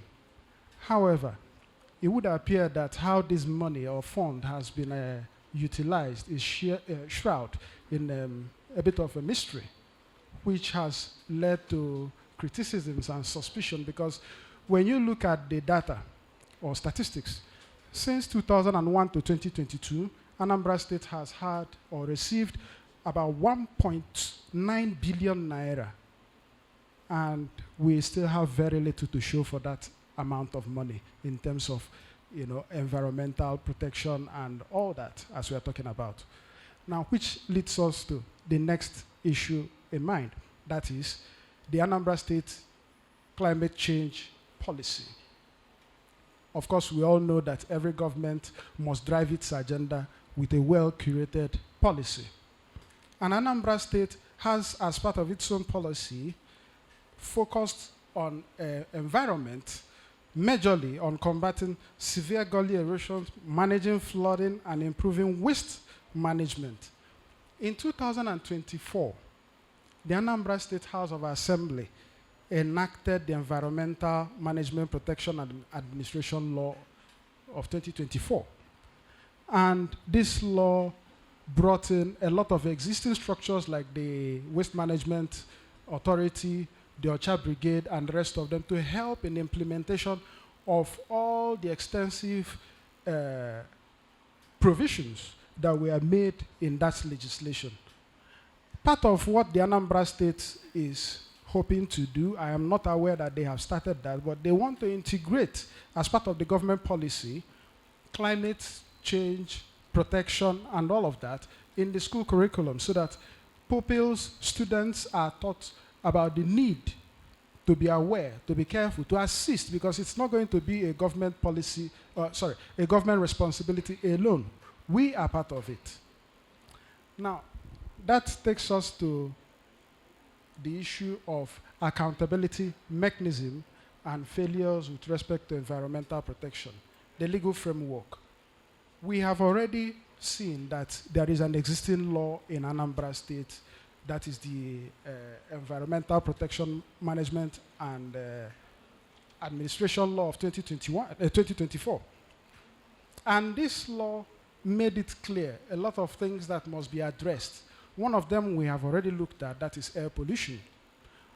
During Christmas times or festive times, we noticed that we usually set up bonfire to celebrate the period and the rest of them.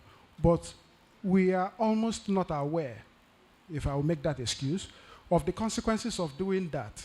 Because at the end of the day, we are polluting the air. It may be happening in Anambra State, but at the end of the day, Anambra State is not alone in Nigeria. So what happens here is going to affect every other state and the entire country at large. And this law is seeking to stop that sort of practice. The next thing is, under that law, is that people are no longer at liberty to excavate sand as they please. In Nigeria, Anambra State is one of the states deeply affected by erosion. And if nothing is done, one day we may find that the rest of us have to seek habitation in other states. And that would happen more easily if people are allowed to excavate sands as they choose or please. Under this law, you are required to seek permission, and then there is an assessment, done before you can do that in order to protect our environment. Of course, the next one will be cutting down trees. That has been addressed somehow by the earlier speakers. And we are not at liberty to cut down trees without at least replacing them with one or two other trees. Then we look at things like dumping hazardous waste within the state. Yes, in the past, somebody had taken the liberty, that point had been made here, to import. I don't know what they have in mind, but somebody imported a toxic waste, I think from the then Soviet Union, and dumped it in present-day Delta State. It was not until crops and people began to die that investigation came into the picture, and it was discovered that a whole 40-feet container was imported by a human being of toxic waste and dumped in Delta State.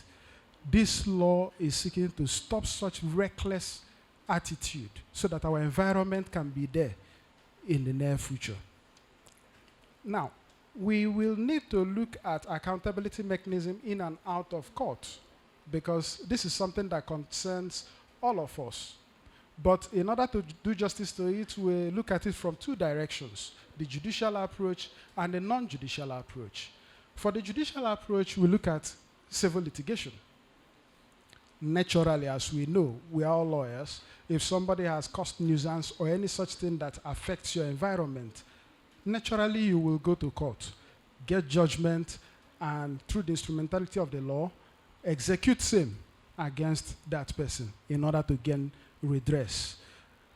The next other thing we can do is public interest litigation. And we are not newcomers to this area or practice. In the past, at least much my memory can carry, Anambra State or the Onitsha Bar has had to take up litigations in that respect. That was when Dr. Mbanefo was the governor of Anambra State, and a lot was going wrong. There was a resolution passed by the bar to take out a public interest litigation in order to protect the state.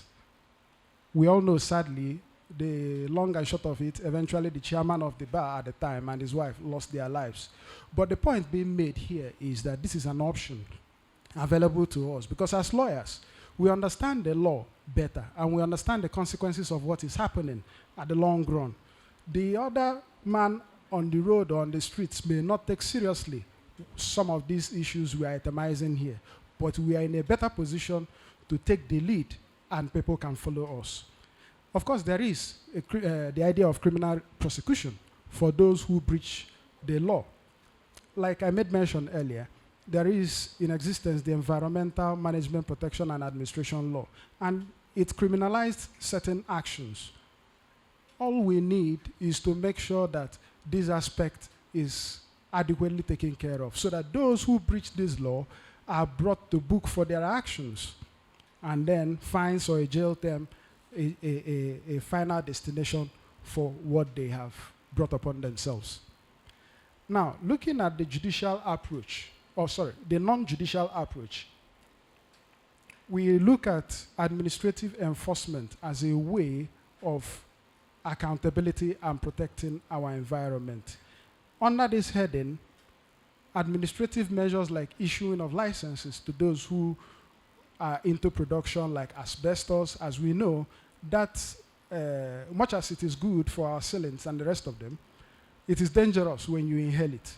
And so there should be a measure of licensing where those who are in the business of such nature are regulated, so that neighboring environment, people around them are not put in danger because of what they have to produce. The next thing is the alternative dispute resolution. Yes, I know that everything cannot be brought under the heading of arbitration or mediation or any other spectrum of the alternative dispute resolution. But then such things like compensation and cleanup exercise in a situation of environmental damage can be dealt with instead of having to go to court and remain there in perpetuity, sadly. And then we look at the Ombudsman Commission, where an Ombudsman Commission can be appointed with respect to environmental damage. They look at the situation, look at things, and then make recommendations on the way forward. Next is that we should look at some of the inadequacies on the side of the government with respect to tackling or protection of our environment. And one of the first things that comes to mind is constitutional constraints and conflict of laws. Section 20 of the Constitution provided and gave the federal government the right to protect the environment, the Nigerian environment. Now, when you look at the exclusive legislative list, item 60A, section 20 falls under chapter 2 of the Constitution.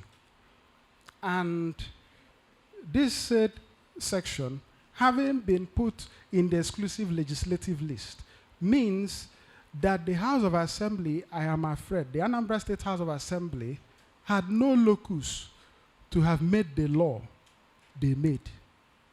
Good as it is, laudable as it is, extensive as it is, but it will only take one lawyer to come up with an objection that the state had no powers to make that law under the Constitution. And that is the end of it.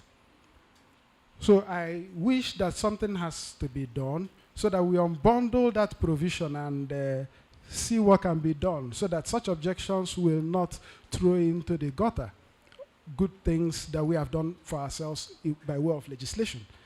And then we look at failure to eliminate open drainage systems. Of course, a lot of times our habit is when we drink any of this, anything we take, there are bottled waters here. Sometimes you'll find that in a moving vehicle, people will consume the water and simply fling the plastic bottle. And off it goes. To where? The open drainage. We should by now be making roads like we have in Abuja. It's not rocket science. Closed drainage system. So that items like this that are unwanted, it is not good that we throw items from our vehicles and the rest of them recklessly. But then, in order to guard against environmental consequences, when these things eventually collect, within or inside the drainages. Now, the government has so far, despite the fact that the law, the Environmental Protection and Management and Administration Law, provided for a ban on open burning of refuse. But you will still find that even those the government give license, for instance, like the Aswama would do, to help them, subcontract the issue of environmental cleanup. If you are going to Oba or Newi through the Onitsha Road, just opposite the Meteorological Training Institute, you will notice an open space opposite that institute, very large. And the only thing they do there is to collect, dump, and burn refuse. Only God knows what the atmosphere or the air around there looks like. But it doesn't stay there. Eventually, it's going to spread around within the state and beyond the state.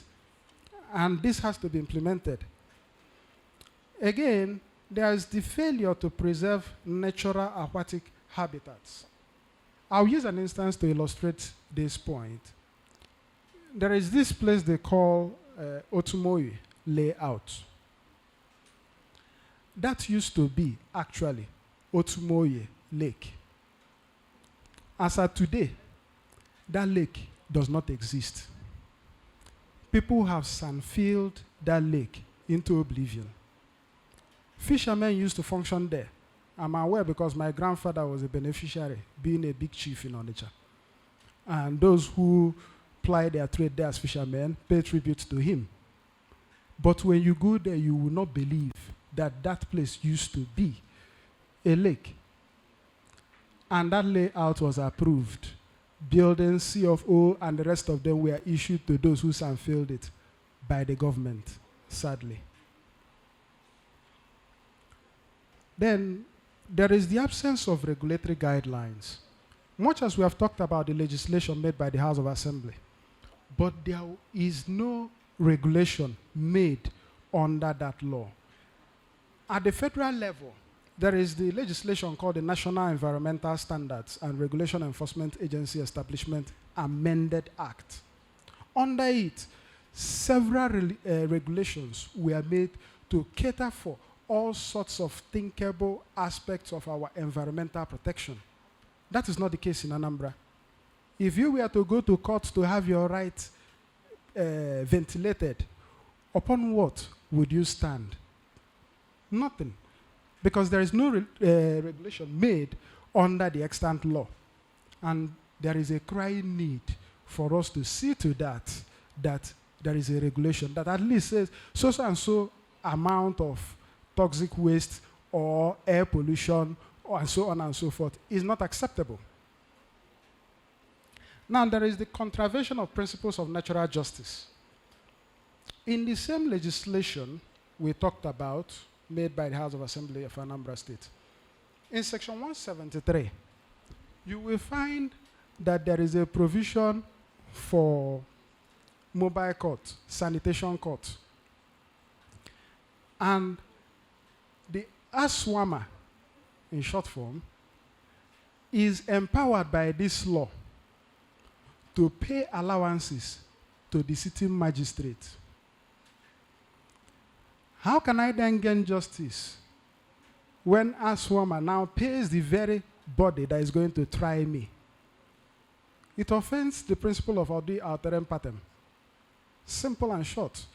I cannot gain justice there. That section should go. That section must go because it is everything wrong. There is also the lack of legislative provision on plastic wastes in Anambra. Someone had said earlier, I think the convener, that plastic waste accounts for nearly 80% of the trouble plaguing the world in terms of pollution. And I agree entirely.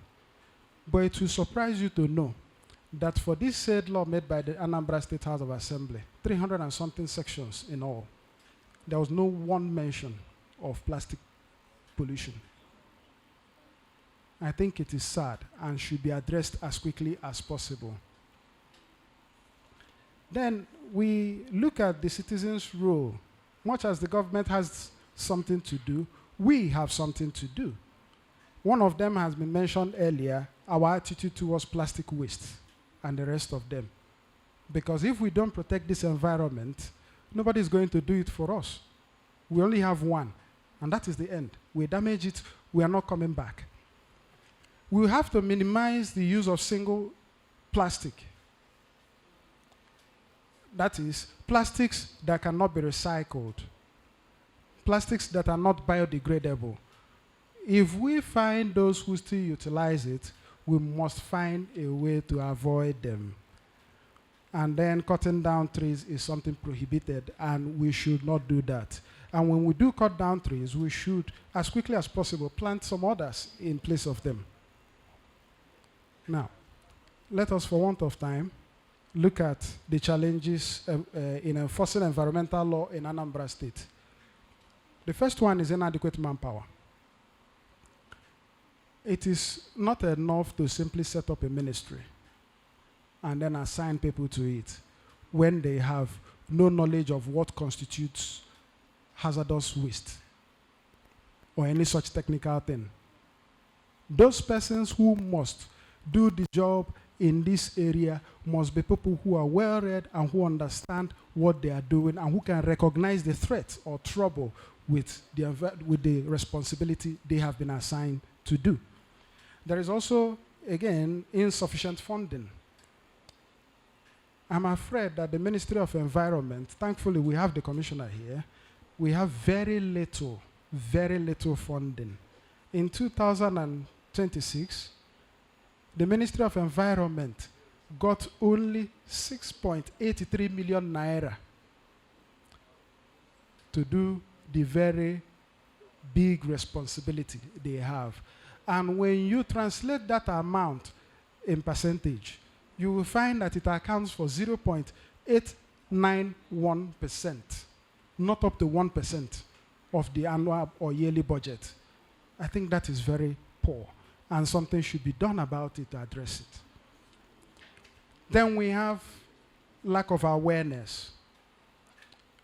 We must do everything meaningful and possible. And thankfully, this line of discussion is in itself an awareness, so that what we did not know, we get to understand it. But it is not a once and for all awareness thing. It has to be an ongoing discussion, continued discussion, so that we'll be able to capture what we need. So in conclusion, this discussion could not have come at a better time than this.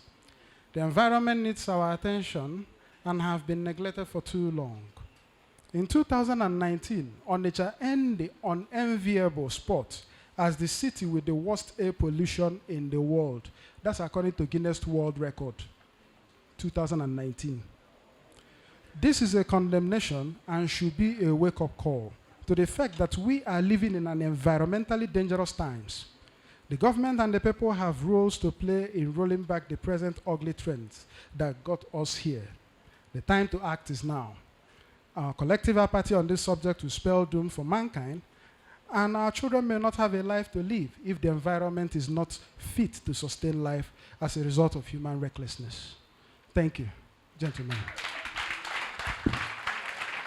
Thank you very much. So many things to say, so many questions to ask.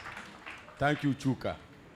Without wasting your time, I have to call upon my friend, Ibrahim Musa. Dr. Ibrahim Musa will speak on plastic pollution in Anambra State, in Anambra's commercial corridors, a sustainability challenge and the case for systematic solutions. The long grammar is too much. Yeah. But it's going to body editing. Yes.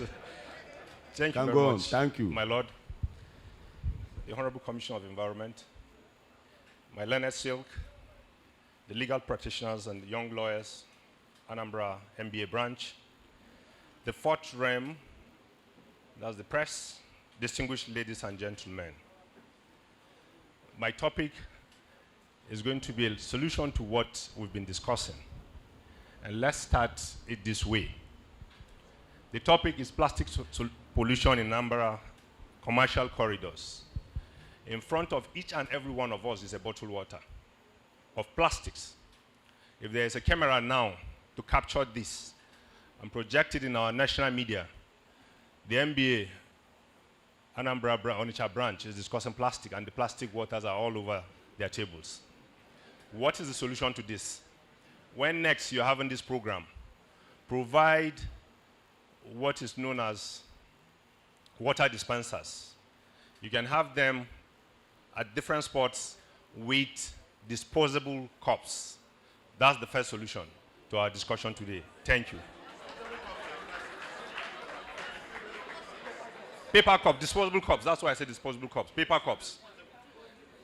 This is non-biodegradable. It's considered a single-use plastic.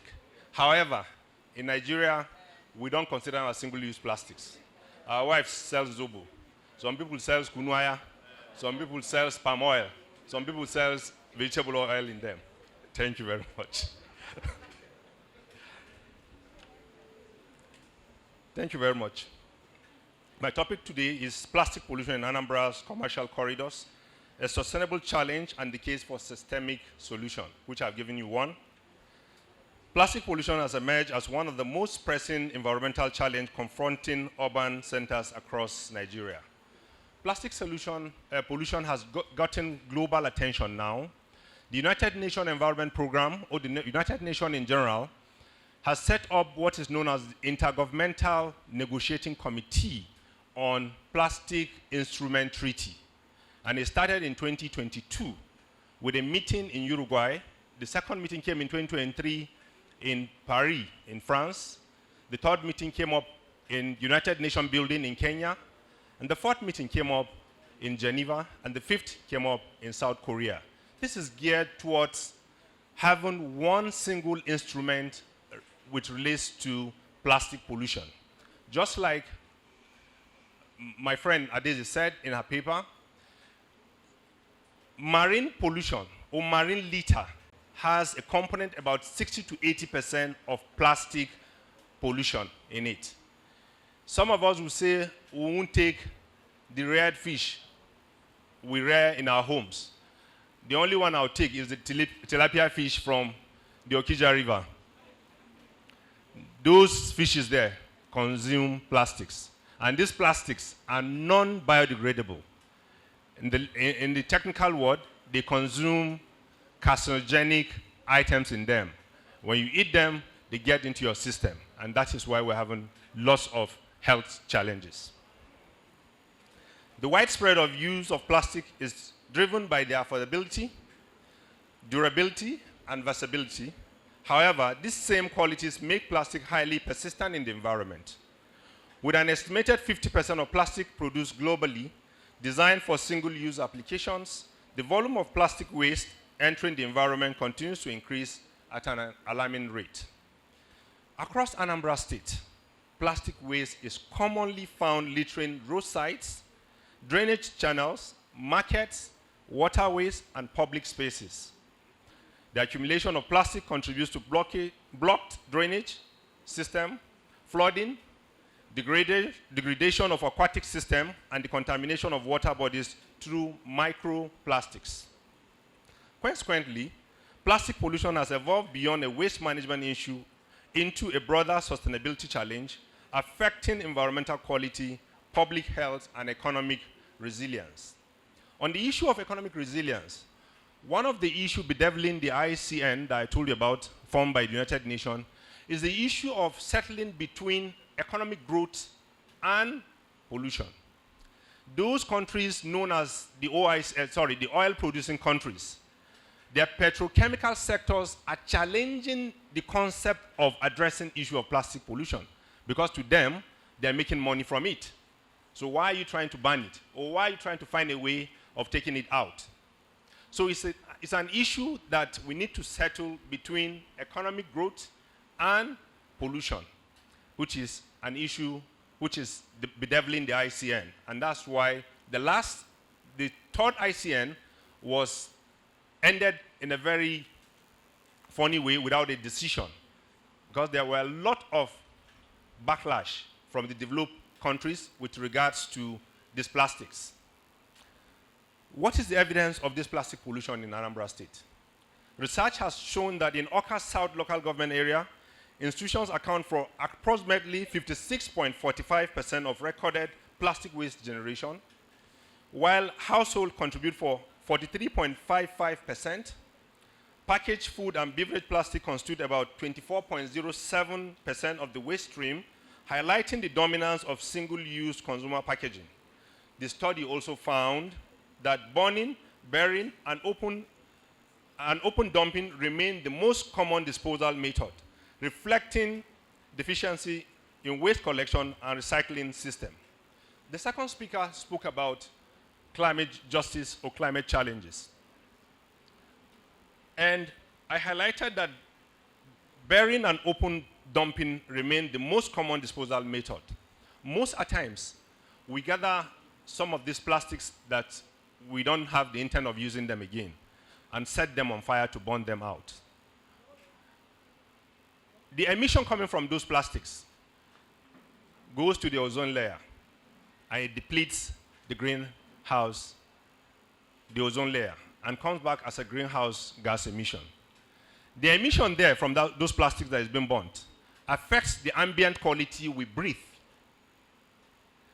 It goes further again to affect the ecosystem, thereby affecting the aquatic life and those other small animals and insects that are on the ecosystem. So you see this triple planetary crisis that is coming out of you burning these plastics. Similarly, an assessment of the Nwajene River in Onitsha revealed that plastic constitutes nearly 80% of observed waste materials, with sachet water packaging accounting for approximately 30% of the plastic fraction. One of the most troubling issues of plastic is the issue of the sachet water. The federal government is in a discussion with Antwerp. The Antwerp is the Association of Sachet Water Producers. I know the acronym is Antwerp. on the issue of recycling this sachet water. The letter is such very minute that if you want to recycle it with the properties in it, because the property there is not more than 80 micrometers. And anything less than 80 micrometers, once it gets into a machine, it is air that will come out and nothing more. So addressing the plastic bottles is not a major issue, because what we try to converse to them is to find a way of increasing the properties in these plastics so that the recyclability component of it will be high. And fortunately, a lot of facilities, companies, and value chain are keen into this. And it has gotten to a point that there are people that are using this to form part of their interlocking materials. There are companies that are using this to form part of what the cobblers use for our shoes, soles. And others are using it for rubbers and for hangers, where we use for our clothes. But the major issue is the sachet water.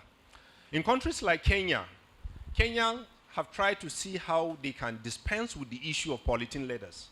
When you get to a shop in Kenya and you are not with your shopping bag, that leather, you have to buy it. So that next time, if you're coming, you come with your shopping bags. So these are some of the issues that other developing countries, not developed countries, are even putting in place. In Kenya also, they've started using bottles as against these plastics for their water, just like what we have in our drinks. And also, we've tried to see that some of these major companies that produces drinks, soft drinks, to produce the soft drinks, increase the recyclability component of the rubbers, and also ensure that if you notice, you see that if you have Sprite here, you see that of recent, Sprite are now using white rubbers, not colored rubbers. The reason behind it is that it won't give a different color when it's been used for a different item. And that is the idea. What is the challenge that this plastic is posing to us in Anambra State? Number one is that plastic obstructs drainages, channels, and waterways, increasing the frequency and severity of urban flooding, just like what the second speaker said. And there's also an issue of pollution of water bodies. Rivers, streams, wetlands become contaminated with plastic debris, threatening aquatic ecosystem and biodiversity, just like I explained to you. Public health risk. Open burning and indiscriminate dumping release harmful pollutants, while blocked drainages create breeding grounds for disease vectors. Environmental degradation. Accumulated plastic waste diminishes environmental quality and contributes to land and water pollution. And everybody can attest to that. It affects our aesthetic to a point that when you get to a dump site where there are a lot of rubbers, you tend to throw your face to the other side. Why do you do so? Because it's environmental degradation. Economic losses. Flood damage, environmental cleanup costs, and declining environmental quality negatively affect commerce, livelihoods, and public infrastructures. The challenge is particularly pronounced in Anambra's commercial corridors, where high population density and intense commercial activities generate substantial quantities of plastic waste daily. Then let's get to the crux of this very topic, the case for systemic solution. Don't forget, I've given you one of the solutions. Addressing plastic pollution requires a comprehensive and multi-stakeholder approach involving government, industry, consumers, recyclers, civil society organizations, and local communities. A sustainable response must focus on strengthening enforcement of environmental laws and regulations, expanding waste collection, sorting and recycling infrastructures, promoting environmental awareness and behavioral changes, supporting circular economy practices that prioritize reuse, recycling, and resource recovery, One of the most prevailing discussion globally on environmental issues is the issue of circular economy. The world has shifted from a linear economy to a circular economy. A circular economy here means that what is a waste to you should be a resource to me. That phone, that Samsung that you have, that Nokia that you have, when it gets to its end of life, the copper, the silver in it, I should be able to use it to make an earring or to make a ring out of it. Those plastics that you have, at the end of your own usage, or at the end of its end of life, I should be able to use it to make hangers, to make buckets, to make the sole of my shoes. That is the concept of circular economy, and that is what the global world is looking at. And it is so interesting that a lot of Nigerians are keen into this circular economy model. There was a United Nations project that happened between 2022 to 2024 with a pilot project in Lagos State, where about 3,000 tons of waste electrical electronics were recycled. What stops Anambra? I believe the Anambra Chambers of Commerce are here, or the Manufacturing Association. Are they here? Okay. So it is something they can key into it. The federal government, through the instrumentality of the National Environmental Standard and Regulation Enforcement Agency, has brought out this model of extended producer responsibility. The responsibility of the manufacturer, the importer, the licensee, the consumer should extend beyond mere production or mere manufacturing. If Samsung is manufacturing 2,000 phones and is sending it to Nigeria, for instance, it should be within its design. One, there must be, attached to the 5 R's that we have in the Environment Palace, reuse, recovery, the R's. What is added now is redesign and repurpose. The redesign there means that when you are designing your phone, when you are designing this plastic bottle, design it with an idea that when it gets to its end of life, it should be used for something else. And that is part of the circular economy idea. So now, the developing countries are saying that most of our countries are consuming nations. If the developed world is developing these items or manufacturing these items, the recyclability component of this item should be increased. That's one. Two, when it gets to Nigeria, for instance, it will get to its end of life. When it gets to its end of life, it should be transmuted into something different. You must have to produce the money. For you, is bringing it here, and it's going to end its life here. So now, why I asked about the Anambra Chamber of Commerce or the Manufacturer Association is the fact that there is what is known as the extended producer responsibility.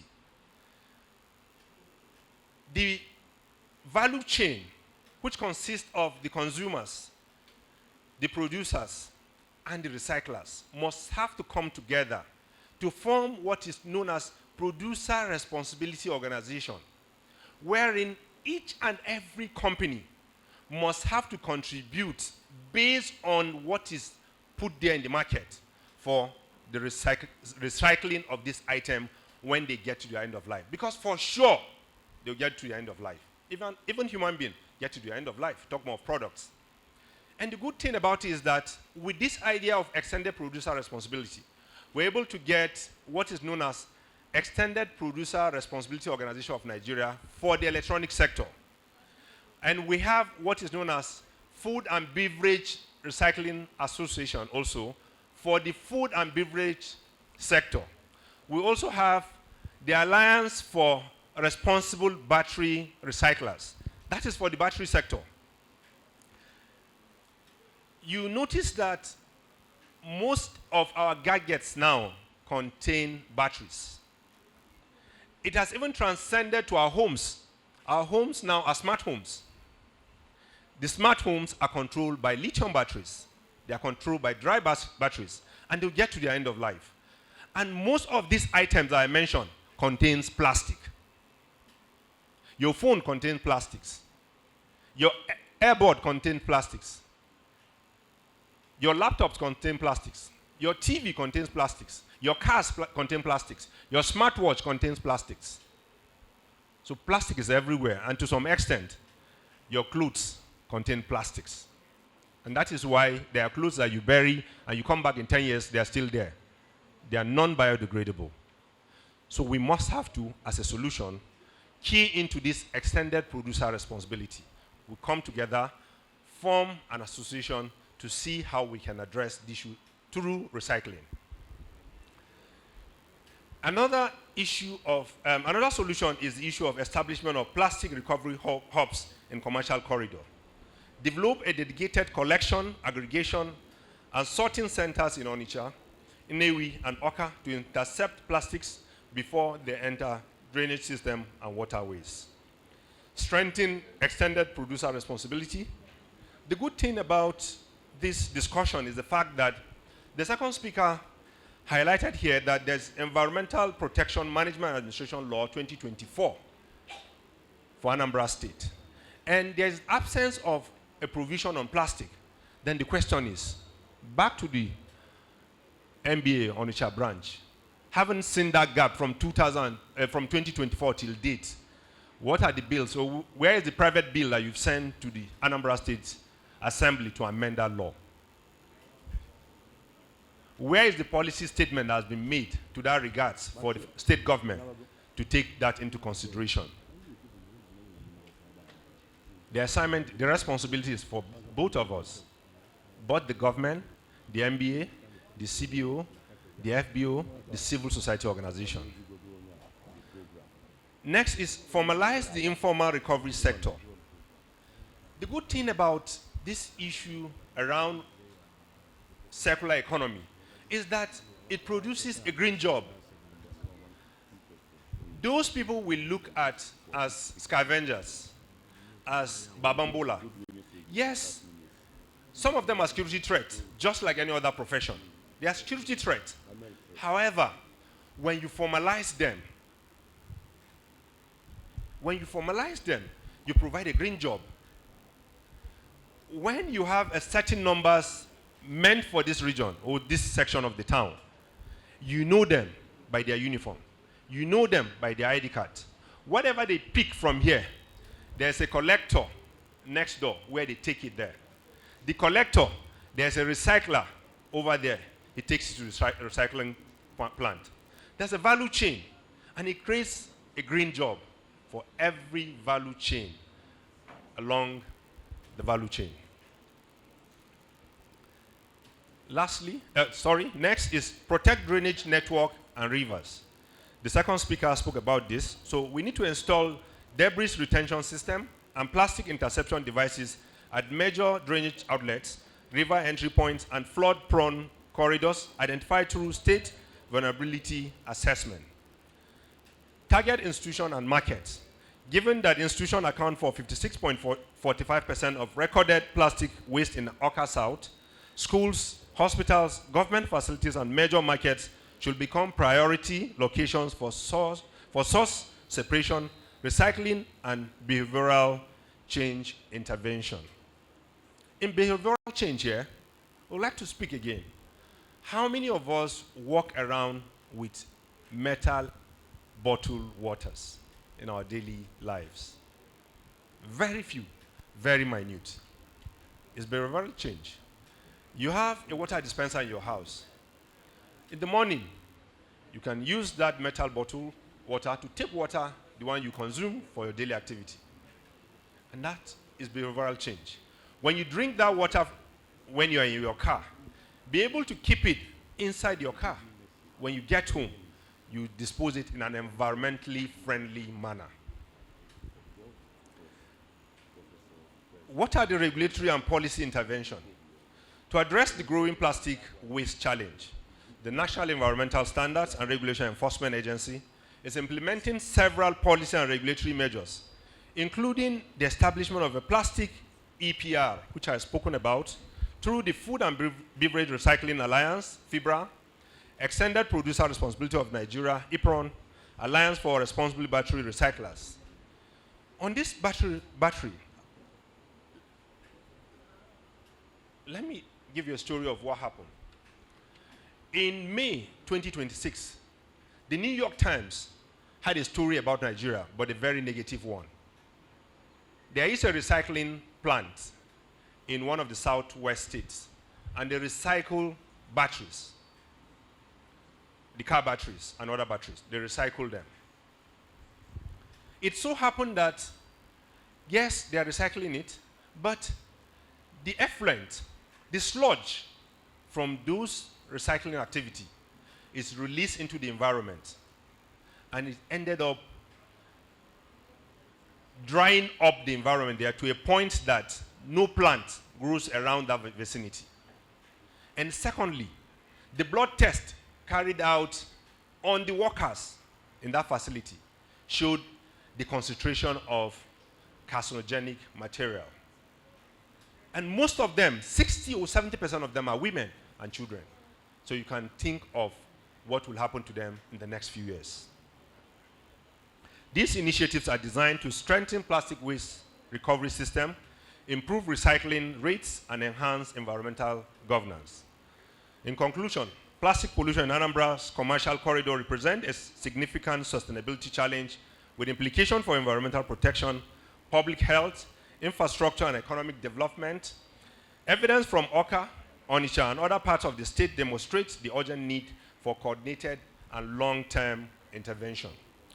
Addressing this challenge requires effective regulation, improved waste management infrastructures, stakeholders' collaboration, public participation, and full implementation of extended producer responsibility. Through these measures, Anambra State can reduce plastic pollution, improve environmental quality, and advance the transition toward a circular and sustainable economy. The federal government, through the instrumentality of the National Environmental Standards and Regulation Enforcement Agency, remains committed to working with government, industry and communities to achieve cleaner cities, healthier ecosystem, and sustainable development for present and future generations. Thank you very much. Thank you, and thank you, Dr. Ibrahim Musa. Thank you very much. What a knowledge. Knowledge is power. Knowledge is power. I got to know today that Onitsha is the Guinness, they broke the Guinness Book of Record. I never knew about that. What we are going to do now is two questions for each speaker, so we can go. But I need to have goodwill messages from, if you are interested, indicate to my good friend here. Then the field marshal will moderate Chief Ada Udobi. 3 minutes for the goodwill messages.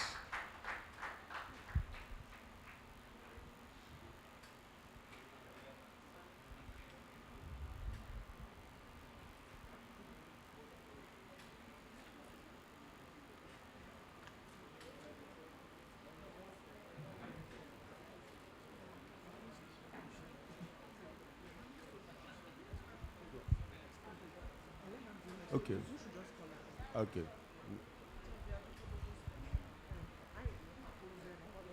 Introduce her like I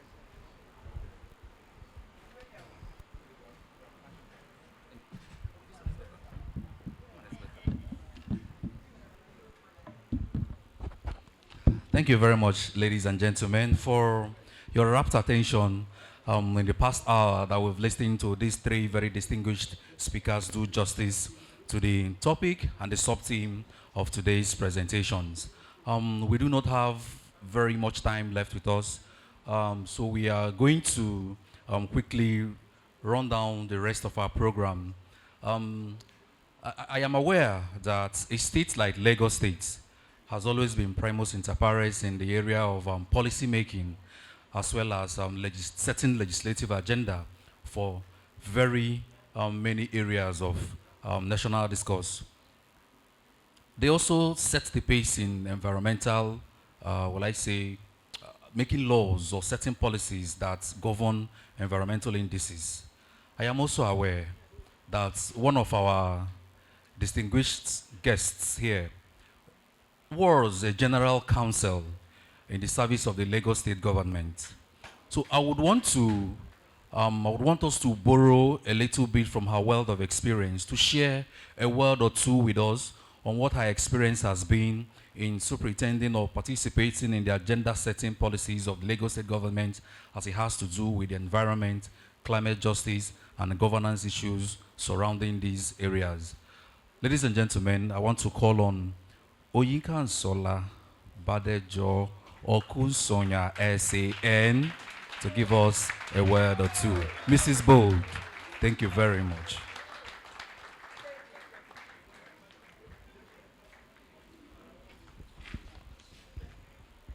We'll please ask that she does this in 5 short minutes. Thank you very much. My Lord, the chair of this session, the distinguished speakers who have done so much to enlighten us this afternoon.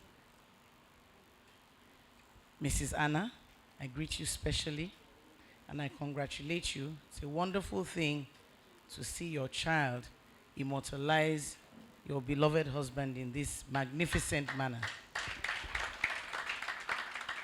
I greet Adeze. Where is Adeze?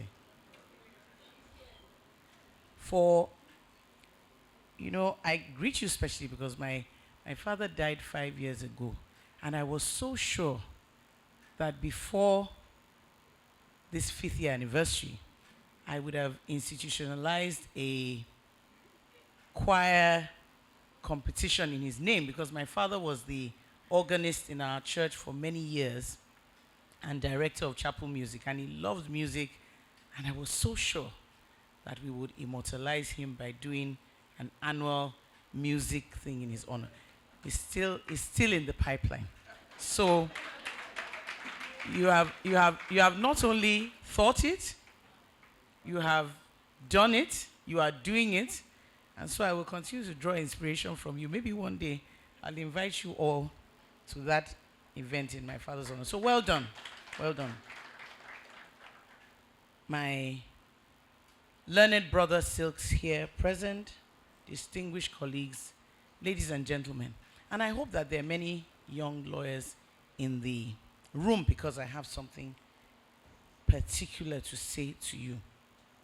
To the moderator, yes, I did work in the Lagos State government, and we did do a lot of work in the area of progressing towards ecological awareness and attempting to ensure that we move closer to international best practices as far as protecting the climate and ourselves is concerned. But I dare say not nearly enough. Not nearly enough. In Lagos State today, most commercial establishments, most supermarkets sell bags. And they sell them at a cost which is almost prohibitive, so you are encouraged to either bring your bag or buy it without taking a bag. In fact, a couple of nights ago, I was craving ice cream. So I went to a supermarket near my house and bought ice cream. And they said, "Do you want a bag?" I said, "How much?" They said, 100 naira. I said, "Bring it, I'll hold it." So I held the ice cream in my hand and took it into the car, because I didn't want to spend 100 naira on a bag. And that's the whole idea. Now, I went into a shop. I wanted to buy plastic cups. They said they don't sell plastic cups. Ebano, for those who know Ebano in Lagos, said they don't sell plastic. How can you not sell plastic cups? He said we sell only paper cups. So, those are baby steps. They're not nearly enough, because it's not everywhere that is happening. And certainly, it has not percolated to the rest of the country. And so, it's in that context that I'd like to share these few remarks. And when he said 5 short minutes, I said it will be less because I have a flight to catch.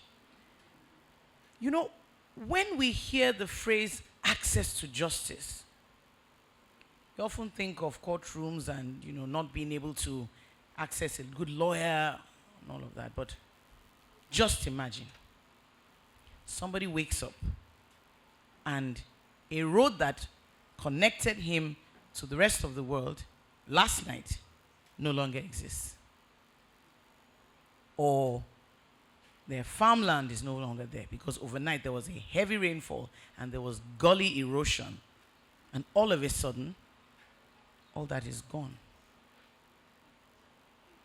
Families living in fear because they are watching that gully approach their house. And they go to bed every night in fear because they don't know what is going to happen tomorrow. And that is happening on a regular basis in Anambra State, is it not? You know this better than I do. The question is justice being done for those people whose lives are being reshaped by these threats? Is justice being done? Practically every one of us here in this room today is a lawyer or aspiring to be a lawyer. And yet, things that are going on right around us, we are not making the connection between our role and our training as lawyers and custodians of the moral obligations of government. Custodians because we are the ones that are meant to pay attention to these things and speak and act on behalf of those who are far less able to speak for themselves. Because the people that are affected by all this gully erosion, they're not living right in the center of town. They're in areas where the standard of living is below the national average, where they are vulnerable, where poverty exists. And we, who are to help call governments to order, point governments in the direction of protecting its most vulnerable citizens, we don't do enough of that. We don't do enough of that. And so my charge to us this afternoon, and I'm very happy the commissioner is here. Honorable Commissioner, sir, you are not a lawyer, are you? Oh, my goodness, then you have a double responsibility, Honorable Commissioner. I was feeling a bit sorry for you while I was sitting here because I can't imagine that it would have been very comfortable to hear the statistics that Mr. Obudu, right, Chuka gave about the... Imagine being in the Guinness records for being the... Is it air pollution or noise pollution? Air pollution. You know, it's almost like as if you step out of there and you don't want to breathe. Because all of a sudden you now know that you live in the city that has the highest pollution in the world. And that must have some consequences. There's no way it won't have consequences on our health. You know, I like fish. And then he's talking about all these carcinogenic substances in the fish. And it's like, are we safe? What am I going to do about this fish that I like? Because everywhere they're catching this fish from, indeed, plastic. So I don't want to take up too much of our time. I just want to challenge us. And that's why I said I wanted to talk to young lawyers. I was doing a quick Google search. You know, that Greta Thunberg girl, the environmental activist, when she started her activism, she was only 15 years old. Some are younger. And she stared Trump down. Never mind that he ignored her and was frowning as usual. But she has made a name for herself, trying to bring awareness to these things. And this is what we need our younger members to do. Because you understand these things and how you can push the needle forward better than us in many respects. You know how to advocate for these things. And advocate we must. And it's not just the young lawyers. We all must. We can be in the forefront of pushing for legislation that ensures that we no longer have single-use plastics. I can't remember which of the speakers told us that there is no provision in the environmental law of Anambra State that has anything to do with plastic pollution. Come on.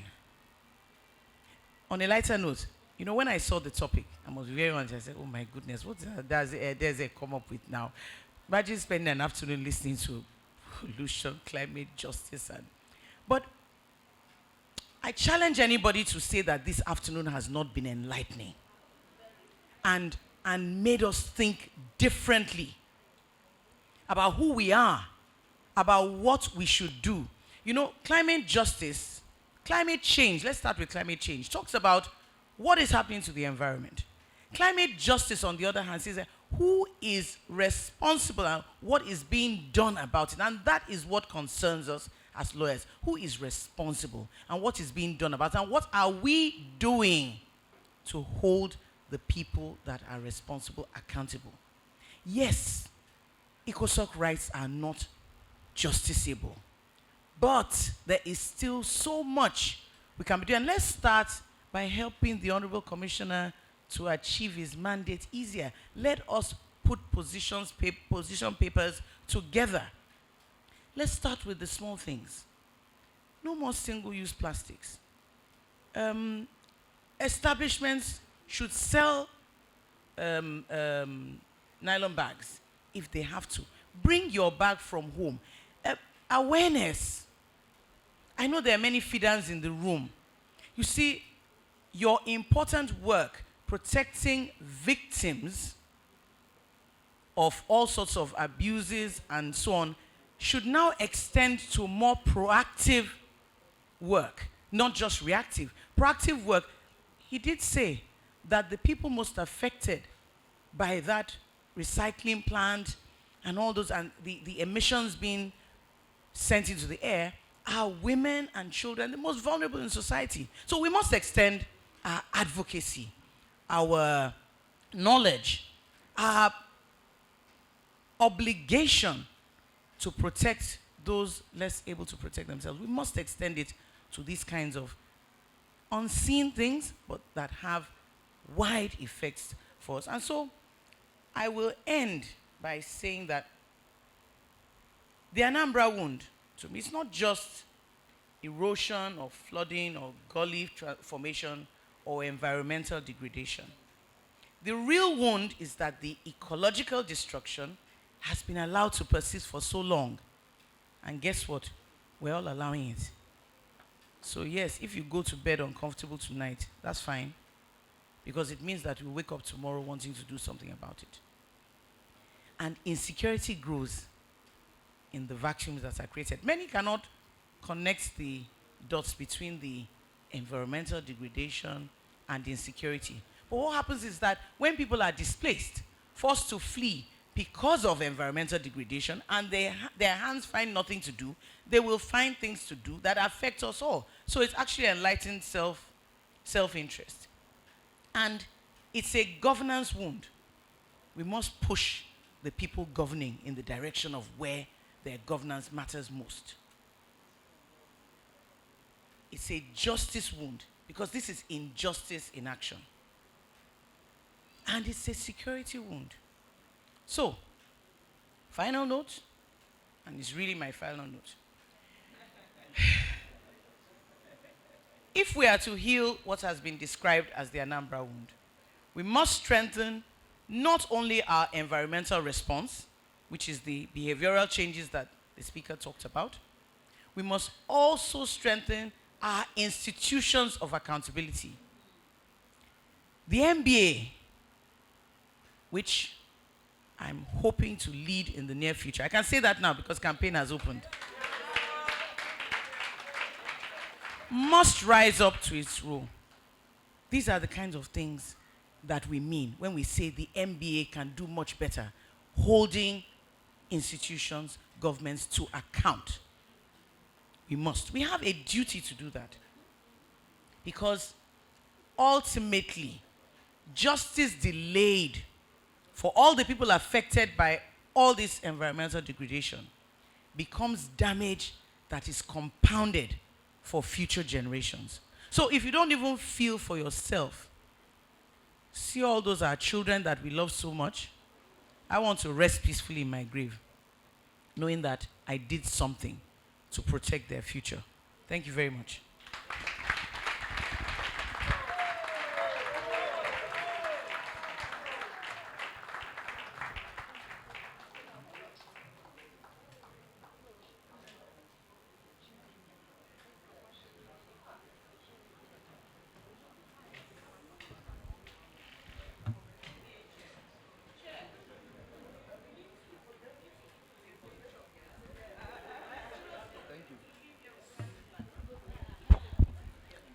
Thank you very much, Mrs. B,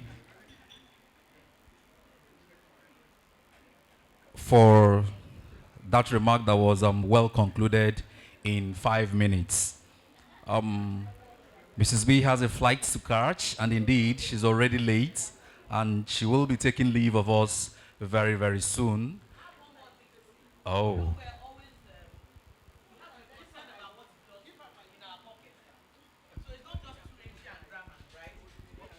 There's money there too. There's money there too. If we make ourselves experts in this area, and we're able to encourage behavioral change in Anambra State, who will they call to come and advise in other states? They don't even need to call us. We will go and offer our services. So it's not just all saving the planet, and it's not putting any money in your pocket. It can put money in your pocket. And they can invite you to all sorts of places all over the world, and you just be flying from one place to the other, talking about what's happening here. People are fed fat on that. Oh. There you go. He's a beneficiary. Are you a lawyer? Oh, fantastic. There you go. And you see how clean he's looking. So over to you. You will thank me later. And please, let me have some of whatever you make when the time comes. Thank you very much. Please, a round of applause once more for Mrs. Oyikansola Baldejo Kunsonya SAN. I've been directed to please ask the speakers and the chairman to please rise to a photo session with Mrs. B before she takes her leave. At least just the speakers for now. Just here and now. Yes, yes, sir.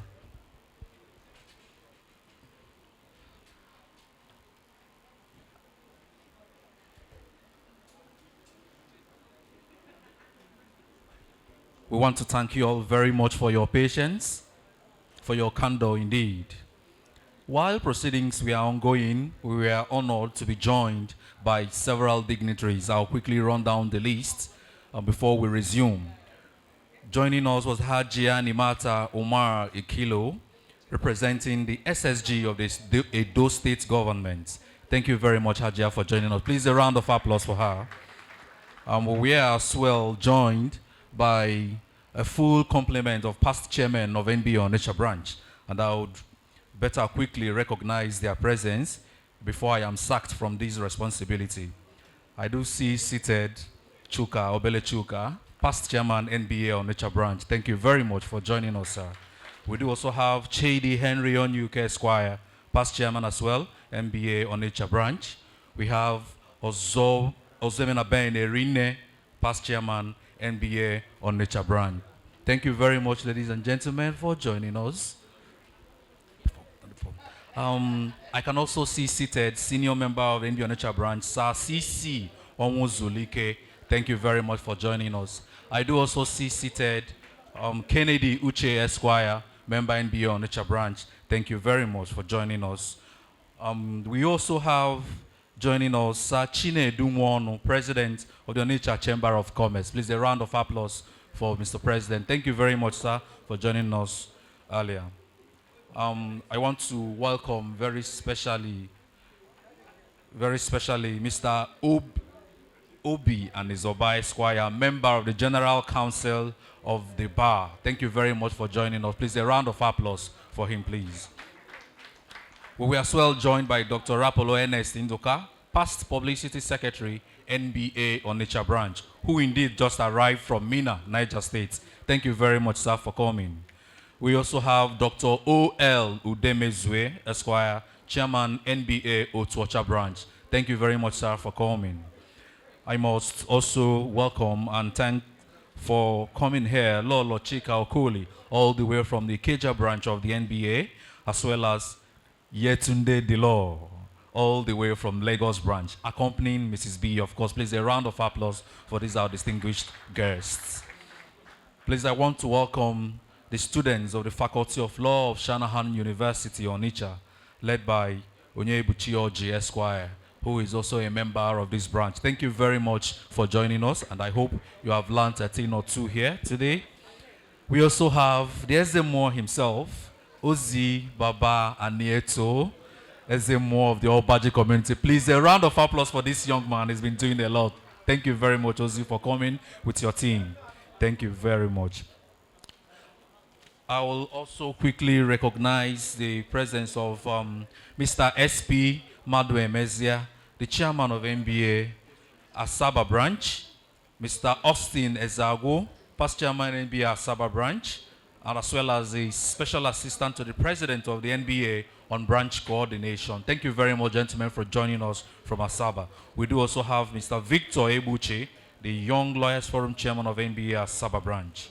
Ladies and gentlemen, indeed, you must notice that we are now more secure than we were when we started. This is because we have the pleasure of being joined by no less a person than Major Joy Onoha, the officer commanding military police of the 82 Division Provost Company, Nigerian Army Military Cantonments, Onitsha. Please, a round of applause. I always enjoy reading these military names and titles. I do not know what they mean, but I know the way they sound, I always do enjoy it. Thank you very much, ma'am, for joining us. We also have Colonel N.B. Yakubu, the Commander 302 Artillery Regiment, General Support, Nigerian Army, Onitsha, ably represented by Barrister Abuchi Goshen Obachalo, Director of Operations, CFA. Thank you very much all for joining us today.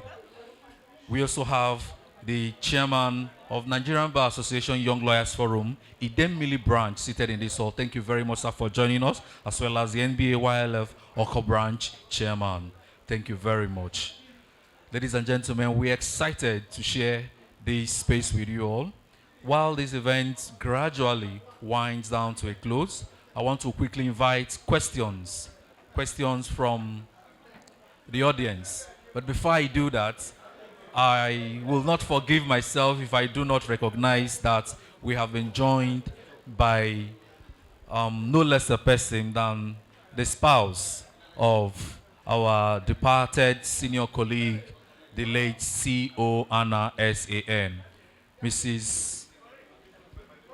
Patricia Anah. Please, a round of applause, please. I hope I got that name correct. Thank you very much, Mommy, for joining us. Thank you very much. Please, a round of applause once more for her. So we will ask for 2 questions, and we're going to restrict it to just 2 for each of the speakers, including His Excellency, the Honorable Commissioner. 2 questions only for each of the speakers and the Honorable Commissioner. This will be moderated by the ED, the Anah Center for Social Justice, Adeze. Anna, quickly. Thank you very much, ladies and gentlemen. Thank you very much, Izu, my brother, ally, and friend.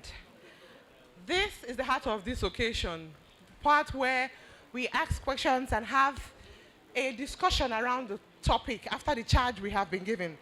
So we're going to nosedive straight into the heart of the matter. I listened to one of the speakers, Mr. Ibrahim, speak about plastic pollution. And I thought, even though I trust that we all get it here, let me say what he was trying to, let me communicate in a language we understand as Onitsha people that live in Onitsha. If you know main market, Otu Onitsha, you know that it's the biggest market and there are many shops there. Each shop has a minimum of about 2 umuboy. Minimum. Early in the mornings, we would like to have our ofaku delicacy in the market to get ready for the day. And it comes in what? Takeaway pack. Somewhere in the afternoon, you want to refuel, and you do your abacha in another takeaway pack. This is minus the pure water and, you know, other forms of plastic packaging for the products we sell. So we do not need any statistics to tell us that if the Guinness Book of Records ventures come close to doing a survey here, we might confess negatively twice. Now, with that said, I open the floor for questions. Do we have questions for the speaker? Okay, I see a hand over there. Yes, someone is coming to you. Say your name, what you do, and then ask the question.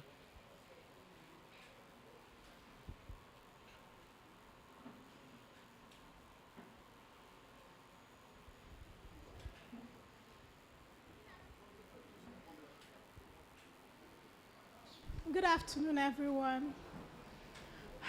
My name is Chamaka. I'm a lawyer too. I'm a legal practitioner.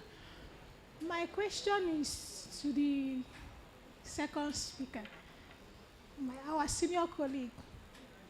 It's with regards to marine pollution, whereby fishes are now eating plastics, consuming what they are not supposed to consume because of the pollution. Now, in recent times, there have been a lot of birth defects, genetic defects in children with regards to, yes, genetic mutation. Like autism, they call it spectrum, that nothing causes it. So my question here is, since when the research was done, according to the third speaker, there was a lot of the consequences found in the mother and the children. Those are because sometimes they will tell us that these things, Down syndrome, all these things, that nothing causes it, it can just happen. Do you think maybe by eating that fish, by eating that fish? So if I understand you, you're asking if there is a nexus between marine pollution and maternal mortality. No, that's not what I'm Okay. What I'm asking, do you think by eating that fish, that these things can be in a woman's body, she gives birth, it's in her gene, he passes it down to the children, plastic.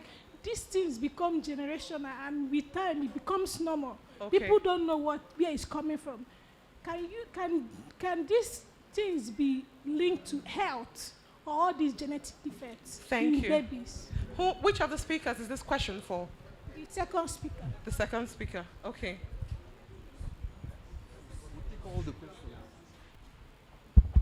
Yes. Thank you. That's a very wonderful question. First of all, I'm not a medical doctor, so I cannot speak much on Down syndrome. But surely, from statistics, we have seen that if you consume a polluted fish, it's going into your body. And this is something that was not made by nature for you to eat or ingest. Surely it will cause problem. There are statistics that says that plastics, the ones that cannot be recycled, a lot of them takes 100 to 1,000 years to break down. Now you can imagine what that does to you and I when we ingest it. Definitely to generate a lot of medical issues, but of course I cannot spill, over to that angle. So I believe there's a correlation between that and what you find, in women and children when there is birth. Thank you.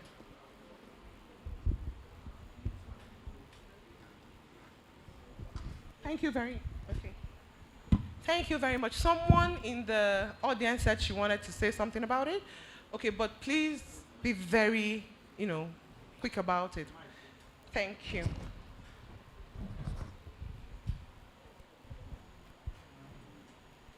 Okay, to answer that, Down syndrome is not caused by what a woman eats. It's caused by a chromosome. We call it trisomy 21.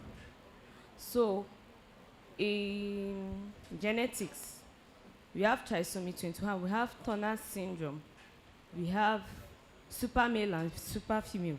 As a human being, we have 46 chromosomes. Now, when 2 is missing, because I studied biology well, I did the environment very well. When 2 is missing, that's when a child has Down syndrome. And we call it trisomy 21. You can browse about it. Thank you very much. Do we have more questions? Okay, I have a question for Mr. Ibrahim. Typically, you work in policy with the government, but Anambra State is we have a lot of private enterprises. Can you lay out points of synergy where entrepreneurs and businesses can come on board with regards to environmentalism? What can they do as stakeholders, viewing environmentalism as both a business concern and a human rights problem? Thank you.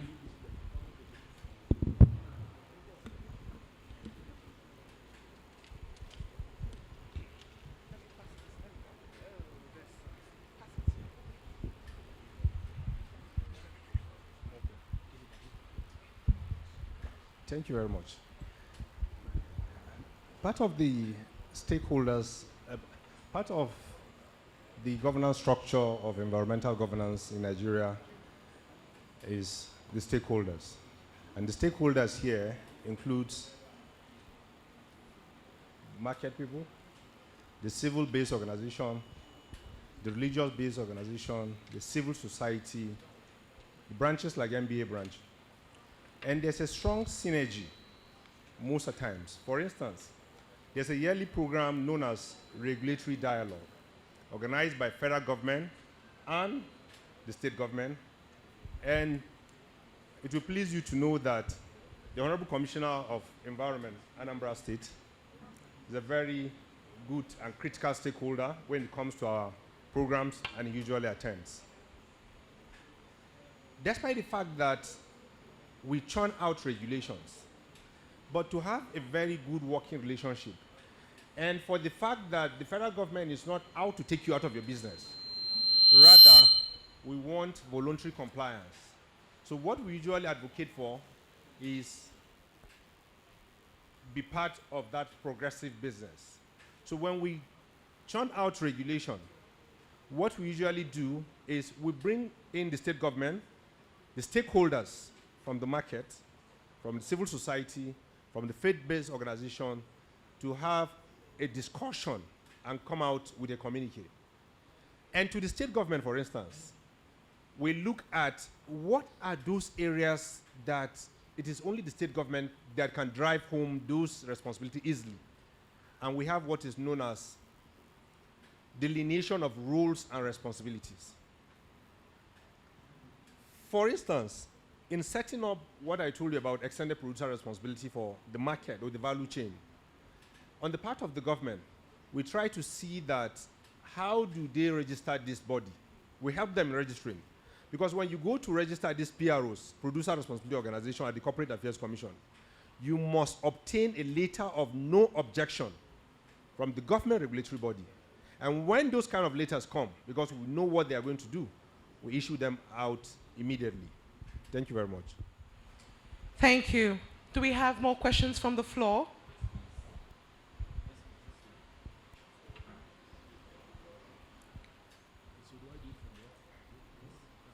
Okay, good afternoon, everyone. Mine is more of a goodie message that I'll be doing from here, and also just one or two comments that I'll be making from here. I must confess that I'm very happy that we're having this discussion because it's novel. It is something that most of us have never given a thought to. I believe that most lawyers, most people in Anambra State do not give any thought to climate justice, even environmental issues. But then the question is this: why would I bother giving a thought on environmental issues when we are still battling with the basics? Now, how can I be concerned with climate justice when the basic environmental issues are not dealt with? For example, I have my clients who are taxed or told to pay for disposing of waste materials, and they are taxed heavily for that. And nobody comes to dispose anything.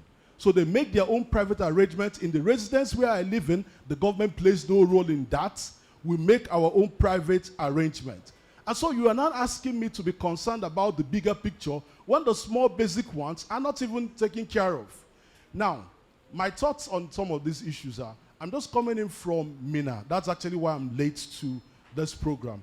And one of the discussions that kept on cropping up even when I went to Mina was, let us change the laws, let us amend the laws. But I keep telling people, the laws, maybe we may need to do some amendments, but the reality of the matter is this: what have we done with the laws that we already have? So the question or the issue is this: the attitude of the people. For example, people build indiscriminately in different places, over gutters, over drainages, over several places. Did somebody not sanction that building? Did somebody not approve that building to be built there? Maybe somebody may have money to allow that thing to happen there. And they see it every now and then, and nothing happens over there. And so, one of the last speakers, the one I met, talked about MBA doing something and bringing some laws to that. And one question I keep asking is this. The government, now, most of us in MBA, like I said before, do not have any thoughts on this issue because we do not any. Now, but the question is this. The government who are experts in this area, what are they doing already to protect us? What is the essence of law? Because I understand from my study of jurisprudence that we have transferred all our rights to the state so that the state can protect us. Now, the state does nothing about protecting the people. All they are interested in fact, the laws that we make, what we're interested in, I'm sorry I'm saying this, but I have to be blunt. We are more interested in the monetary aspects of the law so that we make money out of people. In fact, the law in Nigeria is made to catch people committing an offense and not to make the society better. And until we start interrogating these issues, we will be wasting our time. And so, yes, the laws may need to be amended because a lot of things are coming up. There are things I do not know that may have been said here today. But what do we, now that we have the law, what are we doing with it? So our attitude must, first of all, be changed before we can start talking about any other thing. Now, so for me, whenever I go to any law discussion, you see what we do in law weeks and several symposium and all, is that we blame every other person except ourselves. The government official will come and blame lawyers.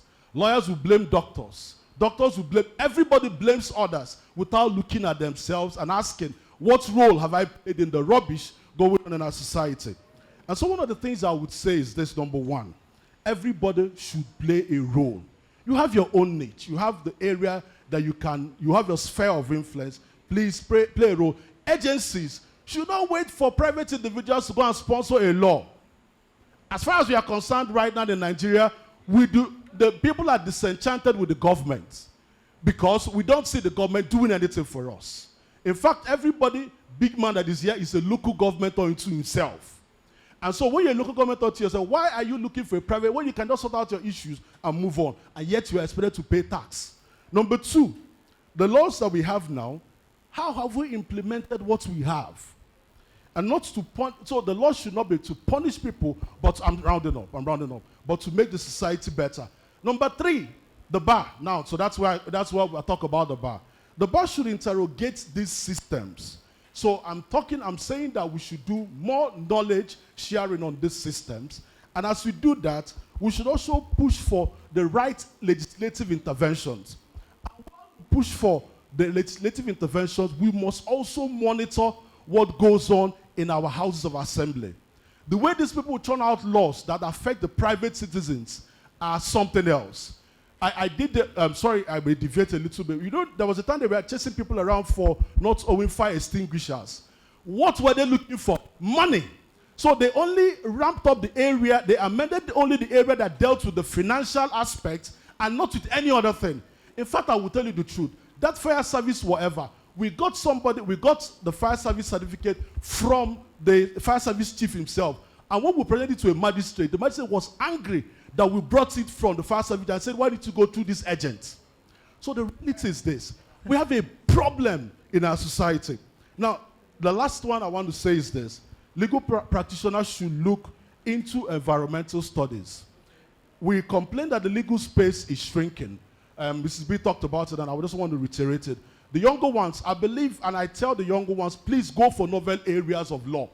I did IT law, I did cyber law, I'm not into artificial intelligence. Environmental law is also another aspect that can also make us money, and you also make so much money for the system while holding the government accountable. So I'll just stop here because Adese just giving me the sign to stop. Thank you so much for listening, and may God bless you. My name is Dr. Rapolon Doka. Let me remind you, I'm running for the office of the General Secretary of the Nigerian Bar Association. Thank you. Thank you very much. That was a lot. Mr. Ndoka, and everyone listening, I'd like to say that here at the Anah Center for Social Justice, when we have colloquiums, this is the 5th edition, we don't just stop at the meetings. We proceed to do advocacy that inspires legal reforms and institutional reforms. And we have been successful. We're very proud of that. We have been part of the change that you are speaking about. And we're doing our own from our corner. We encourage everyone to do their own from their own quarters. I can assure you that the reports from here will be publicized. It will be sent around to all the stakeholders. And I know you know this already. Thank you very much. Okay, someone, please. Okay, thank you. Now that we mentioned, is it environmental law and stuff? I forgot to mention to us the issue of open defecation. About 40 million Nigerians are involved in that. And it's a major pollutant to our nation. It costs Nigeria a lot of money economically and in terms of health. Nigeria is number 2 in the world and number 1 in Africa. I think there should be a legislation to that effect, that open defecation is a no-no. One of which reasons is that recently, police arrested like 3 persons coming from the bushes. They went to give information to bandits, and they said they went to defecate. It's okay, go. After anybody can defecate everywhere. It's important we do that. And number 2 is for us to help ourselves. If you see somebody who is poor, help him. What I'm saying so is that hunger is a weapon of mass destruction. America had no reason going to Iraq looking for that weapon. The weapon is here. A hungry man is an angry man. An angry man is a semi-madman. And a semi-madman can do virtually everything. And lawyers have told us that madness subtracts from criminal responsibility. So let's treat our mad people. Thank you very much. And on the issue of reforms, I want to use this opportunity to say to the Honorable Commissioner, the Anah Center for Social Justice, as far back as over 1 year ago, has a proposal for the first Anambra State plastic pollution policy. We can talk more about it. So we've also been doing the work in the shadows. Thank you. Okay, the Commissioner wants to speak. Thank you very much. Each time they call Adeze to speak, I always will expect she will roar like a lion. But you see her talking tiny, tiny, tiny voice. For her height and her weight, she talks tiny, tiny, tiny voice. Let me say that the government of Anambra State, under Professor Charles Chukwuma Soludo, is doing their best to tackle the issue of environmental crisis that we have in Anambra State. If you will understand where we were before now, Onitsha was an urban slum. Onitsha couldn't even breathe. Onitsha, Asaba, Delta State, was eating our breakfast and lunch. Those that destroyed Onitsha environment and make Onitsha suffocate end up, you see them very early in the morning, you see army of people coming from Asaba across the bridge down to Onitsha to do their business. By 6 to 7 o'clock, you see another troop of army going back to Asaba. Why? Because Onitsha is no longer a place to live and raise your children. Those of us who know, that na ife maybe Erika. And the man asking alo baaro obro menana. All these things we are talking about today is the things we have been living with, and we thought it's normal. And when we talk about business, Onitsha business and investor, I ask one question. No, you answer me. Because I know that 60% of our population here are people that live in Onitsha or practice in Onitsha. Is there any good white man from either Europe or America that will agree you to live in Onitsha? Have you seen anyone? Because Onitsha does not have the environment for them to even do their business or live. And as we are here now, sitting down here, I ask, for those who say the laws are being made for money, most of these laws are obsolete. What are the people paying for waste removal in Onitsha? And how many people are paying? A flat that has about 5 people are paying 6,000 naira to 7,000 naira a year. Break it down into months. If you break it down into months, 7,000 divided into 12, you find that they are paying less than 600 naira or 500 naira a month. Would that carry your waste? And how many of us have waste bin in front of our house for this waste? These are personal obligations that we need to fulfill ourselves. And for someone that will say that I don't care about the environment because basic things are not done, you must care about the environment. Because at the core of everything, even our legal practice, is the environment. If you don't have the conducive environment to practice your law, then everything is gone. If we don't treat the environment right, we don't have a future society. When we talk about Anambra being the smallest state in size and yet being eaten up by erosion, it's not just because our soils are fragile. It's also because of our way of life. Many of you here that are big men that build houses, I ask, if I go to your facility today for inspection, will I see your underground water receptacle that take the water from your roof down to the receptacle? Will I see it? I will not. Will I see your surface tank that collects your water so that it doesn't go out? I will not. You end up putting pipes from your house or level your house so that when the rain falls, it goes out of your house. Where it ends up does not concern you. It concerns me and that days. And that water that is leaving your house, that you don't care where it is going to, is what is causing the erosions. When my friend from Lagos was speaking, she said that erosion, gully erosion now is happening to people that are in the rural areas. Not those, that's not correct. Erosion is swallowing places like Oka. Because of people, even on Onitsha here, because of people building on the waterways, because of people blocking drainage. Once they will keep their waste. Once there is rainfall, they will call their child, hey, bring that dustbin, and they pour it into the gutter. Where it ends and stop and block the waterways, she doesn't care.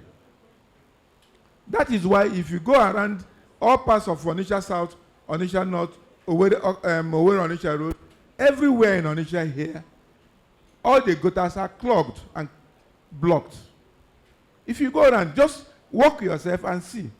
You see, we make the mistake of thinking that these issues are separate problems. Let us leave the law for the lawyers.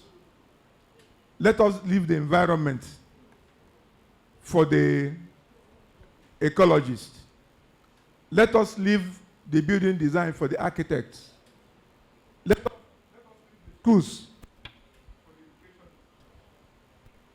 Let us leave everything about our health problem to the doctors. That's not supposed to be so, because in real life, all these things collide. The way the architect designed your house, the way they install the water collectors, determine how the water will flow. And when you talk about accountability, the way the government is building roads and building bridges will determine how the water channels will flow, or whether they will.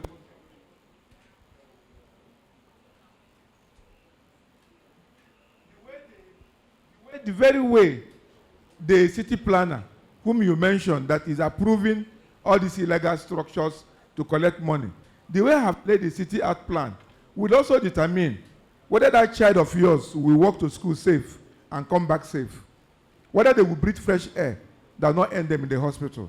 So what I'm trying to say here, even though I'm taking much of our time, is that we need to build a synergy. Every hand must be on deck. We all have a role to play. It's not about blaming everybody or blaming government or blaming the lawyers. We have to work together to save our environment. We are in deep crisis. That is why I must thank the Anah Center for bringing out this topic for this year, and we are talking about it. And I put myself forward as the Commissioner for Environment, Anambra State, to say, I am a willing partner. I have 4 events, because today is June 12th, scheduled for today. But I chose here as #1 place to be, because of the theme that has to do with our environment. Because I want to come here and see how we can have a conversation that can lead into a partnership, not just rhetorics about what we are saying here, but how to translate most of the things we have said here into concrete actions and realities. I want to see the Nigerian Bar Association Onitsha branch adopt environment as part of their law week. I want to see businesses adopt environment as part of their CSR. I want to see judges admit erosion as an evidence of neglect, not an act of God. When we talk of African Taiwan, Dubai, Silicon Valley, we're not just saying it as a mantra or as a slogan. It is the future we want to be. And their future begins now. And I want to tell you that while I sit there as the Commissioner for Environment, my purpose of coming here is to sign MOU with you and get your contact so that we can be partners in what we're doing. Thank you very much. Thank you very much. Thank you for being such a progressive Mr. Commissioner. And I'd like to just repeat one line that stuck out for me. You said, I'd like to see judges admit erosion sites as evidence and evidence of neglect and not just an act of God. That's very progressive. Thank you very much. Gentlemen, I think we are going to call it a day here. This is to 4. And I must go back to Oka. Yes. And we have been sitting here for a while. If you have any question for these gentlemen here, write them down, pass to them. Can I ask for one? Only one question. If you are asking a question. From a non-lawyer who has been raising her hand, because she's not a lawyer. Okay, 2. No? Please, she came all the way from Enugu. Not more. Come forward and stand. And make it short, please. Good day, everyone. I'm not a lawyer, but I am a representative of heaven, God. Oh, well. And I want to tell us, everybody here, if we will have the fear of God, everybody, every human being, old or young, man or woman, husband or wife, boy or girl, if you know God gave us this earth to manage, like he gave Adam and Eve, Garden of Eden, to manage. It is given to us. Because of God, obey God, fear God, do everything right. And when you are doing it, you are obeying the laws of the land. When you obey God and fear God in your own little way, you are doing everything. What you will not want others to do to you, don't do it to another person. If you are a president and you want people to obey you, you, president, do the right things in your corner, your side. Thank you. Please, unless you fear God, we can't do all these things. Madam, it's all right. Those who want to hear about God should visit our church. Please, who's the other person? I'm here. Okay, please. Short and direct. Hello, good afternoon, everyone. My name is Non Debain. My name is Nana Machoma Bosompem, and I work with the Center for Memories in Chetandibo in Enugu. I also studied estate management, and sitting there, I've been trying to find a nexus on, how can I help? But then I have 2 questions actually, and I'll direct them to all the speakers. Yes. So, from my experience as a cultural storyteller, communities A content value, creator. not necessarily, no. Cultural storyteller, sir. Yes. So communities value, or communities value what they place so much importance in. And so I wanted to ask, is it that as Nigerians, as Ndibo, as people in Anambra or the Southeast, we don't place so much importance in our environment to be able to just let, I just heard that there is a lot of erosion and we don't care so much of our environment. So I wanted to ask, don't we place so much importance on our environment culturally? Is this not important to us? Also, I wanted to ask, how, apart from the law, how can young people, historians, cultural storytellers, try to tell stories or try to bring our people, communities, to let them help or inform them on the importance of the environment? So, yeah, Thank you. Okay, I'll answer. I'll just answer the question. No, answer. You are not the speaker. She didn't So say you don't have to take the function of a speaker. That's very true. That's very true. Please So give which speaker any did of you them that direct your question to? Any of them can Any of answer. them? Does anybody want to? If you want to attempt, yes. Thank you, young lady. We all here, you too, is a green champion. There's so much you can do. You see, what happened is not that we didn't pay, we don't have cultural respect for our environment. Our problem is that we abandoned our culture. The way we built our houses in those days, we used thatch roof. That doesn't bring erosion. But now we are using corrugated roofs. And we didn't try to mitigate the impact of using corrugated roof on our environment. In some communities in Anambra State here, their grandfathers understood their lands were fragile. When they are building, they incorporate what they call OMI or well in their building facilities. You don't go in those areas. It is even the communities that are enforcing it. There's a reason where bamboos were growing in this part of the country.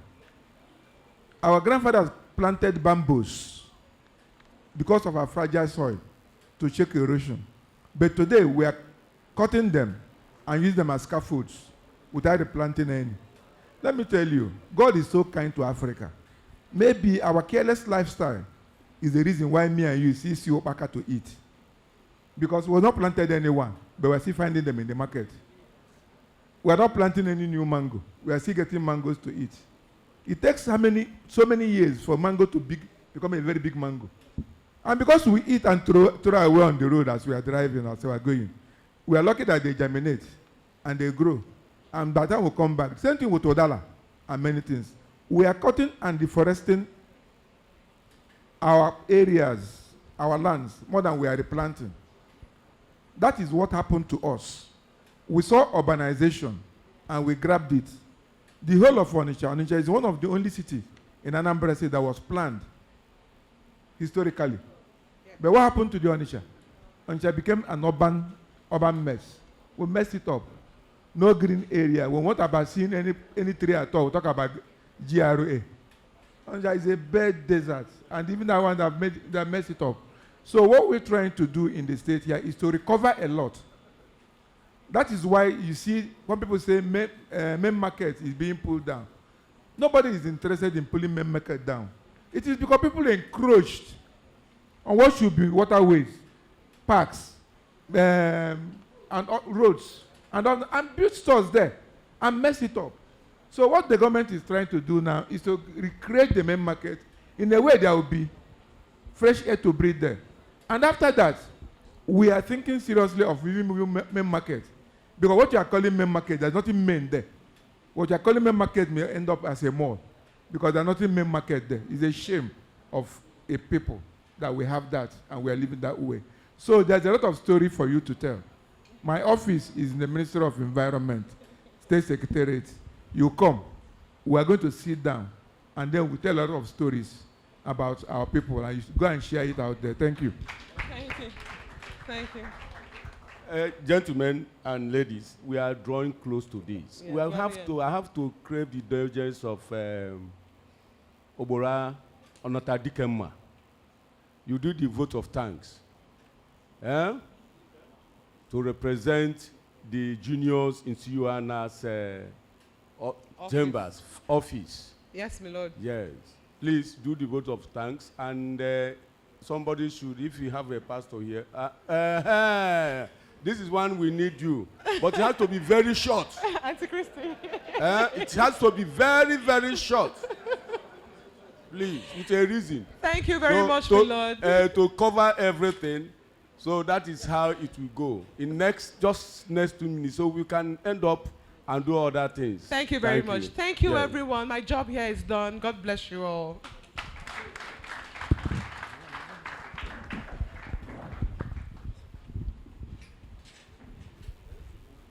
My noble lord, distinguished members of the high table, ladies and gentlemen, I have a confession to make. Stepping here and seeing the name C.O. Anah moved me tremendously, because for 4 years, from 1991 to 1994, when he was the chairman of Onitsha Bar, I was his secretary. And C.O. Anah was responsible for erecting where you are staying now for this occasion.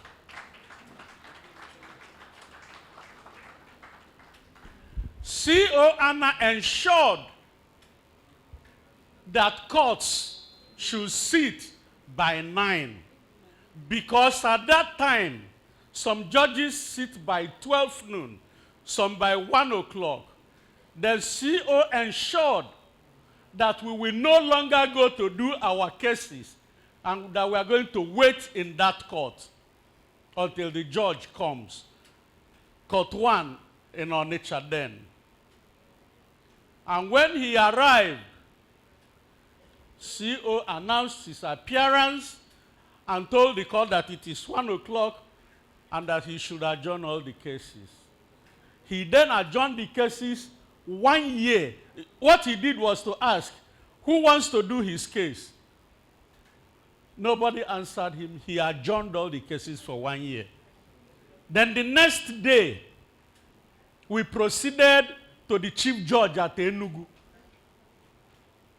And when we got to the office of the chief judge, we told him what happened. And CO told him that any time a judge does not sit by 10, that every lawyer in the court will take a date. And a practice direction was then issued that every judge must sit latest by 10. And that was how we started sitting early at that time. CO Anah was somebody, a lawyer, who has never been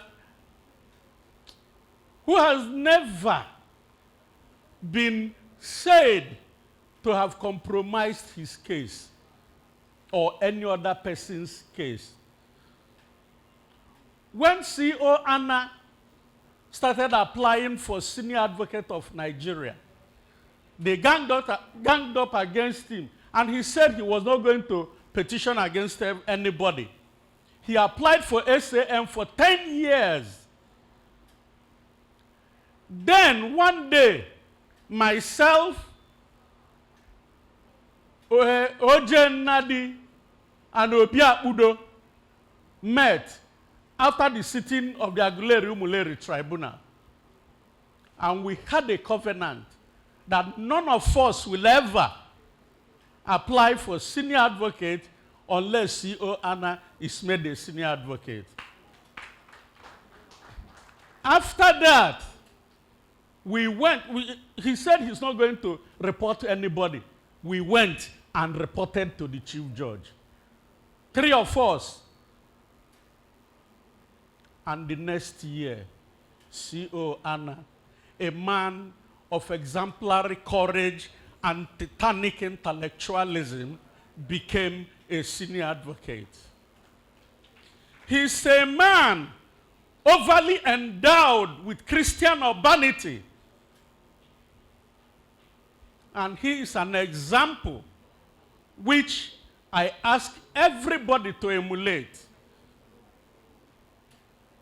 Many senior advocates, many chairmen have been in Onitsha.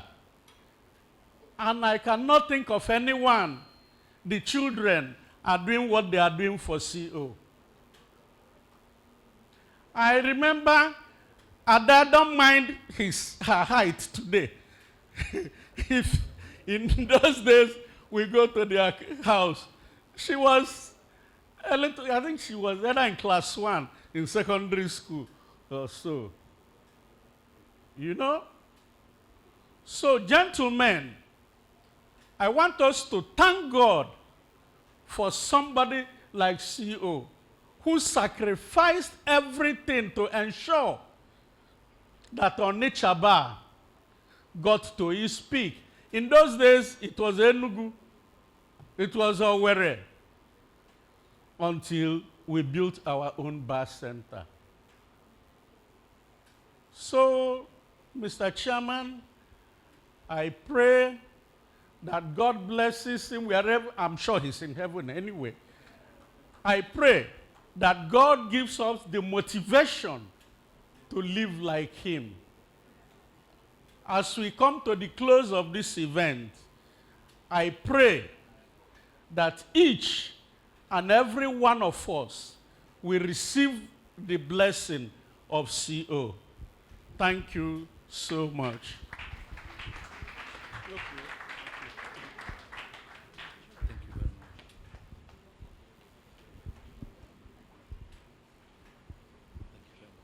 Thank you very much, Lenel Siok, Ikenna Ebuna, Onatalo Dikemma, for that beautiful vote of thanks. Indeed, for many of us who did not have the opportunity of meeting and practicing with CO Anah, we learn from these stories that there were once great men. And we want to hope and believe that from our midst, new great men will also rise. Thank you very much for this opportunity. It's been a blessing. It's been an impactful moment, not just for myself, but for, I'm sure, all of us in this hall. So before we take the closing prayers, we do have, the organizers have a little token of appreciation for our distinguished speakers who have all left their various responsibilities. To the Honorable Commissioner mentioned that he had about 3 engagements, but he chose to be here. My Lord, the Honorable Justice D.C. Maduechesi, also I'm sure, could have dedicated today, being a holiday, to serious judicial work, but he chose to be here with us. Short of our own OC, Anah Togo, the rest of our speakers also traveled from far and wide to come and share with us from the depth of their knowledge. And to appreciate them, the Anah Center for Social Justice with the NBA YLF Onitsha branch is very, very glad to humbly pray the past chairman of Onitsha branch, an intellectual himself, a solid gentleman to the core. I want to invite Chidi Henry Onyuke to help us with the presentation of gifts to the speakers. Please, a round of applause, please. Thank you very much.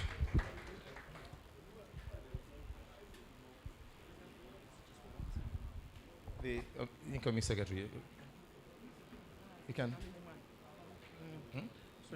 CP. That's the CP now. The Commissioner of Police, they prefaced it with a CP. I was opportune to come as early when you started speaking. Okay. I hope you were very objective. I wish all things were to be the way it is in Nigeria, with your height. So I have been asked to present this. Not as a token, not because it covers anything, but to show appreciation from the Anah Foundation. Thank you, sir.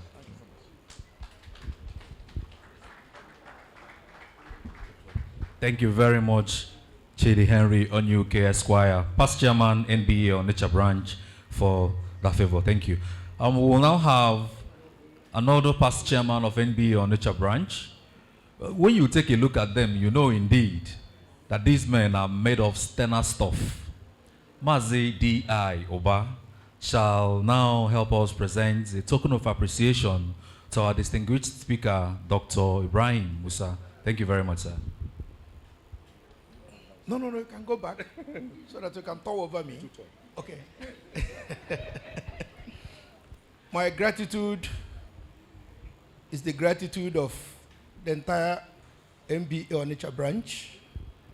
I say that with the kind permission of my chairman, Onowu Afam Obi. Your delivery was quite technical, but it shows a mastery of your field. I wish that you will now liaise with our honorable commissioner here to ensure that all you have said can be implemented. May God lead you home to wherever you came from. Thank you.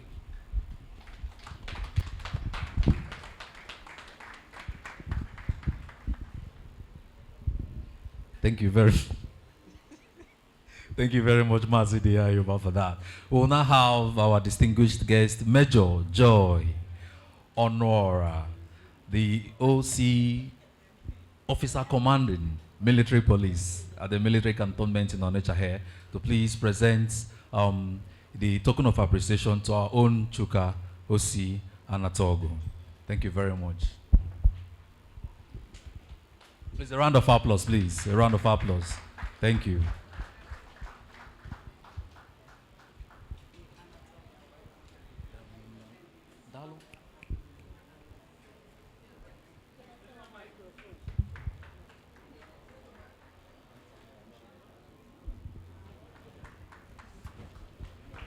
Thank you very much. Please, a round of applause. I think I can now proudly announce that we have come to the end of this. Give to the lady. Yes, for the closing prayers, I shall now invite, I didn't catch your name, sorry, ma'am. Evangelist Christiana Wankwo to lead us in closing prayers. Ma'am, please, very short and direct to the point, ma'am. Christy, yes, sir. Yes, sir. Manaiga buluchuko fuabo. Thanks. Thanks.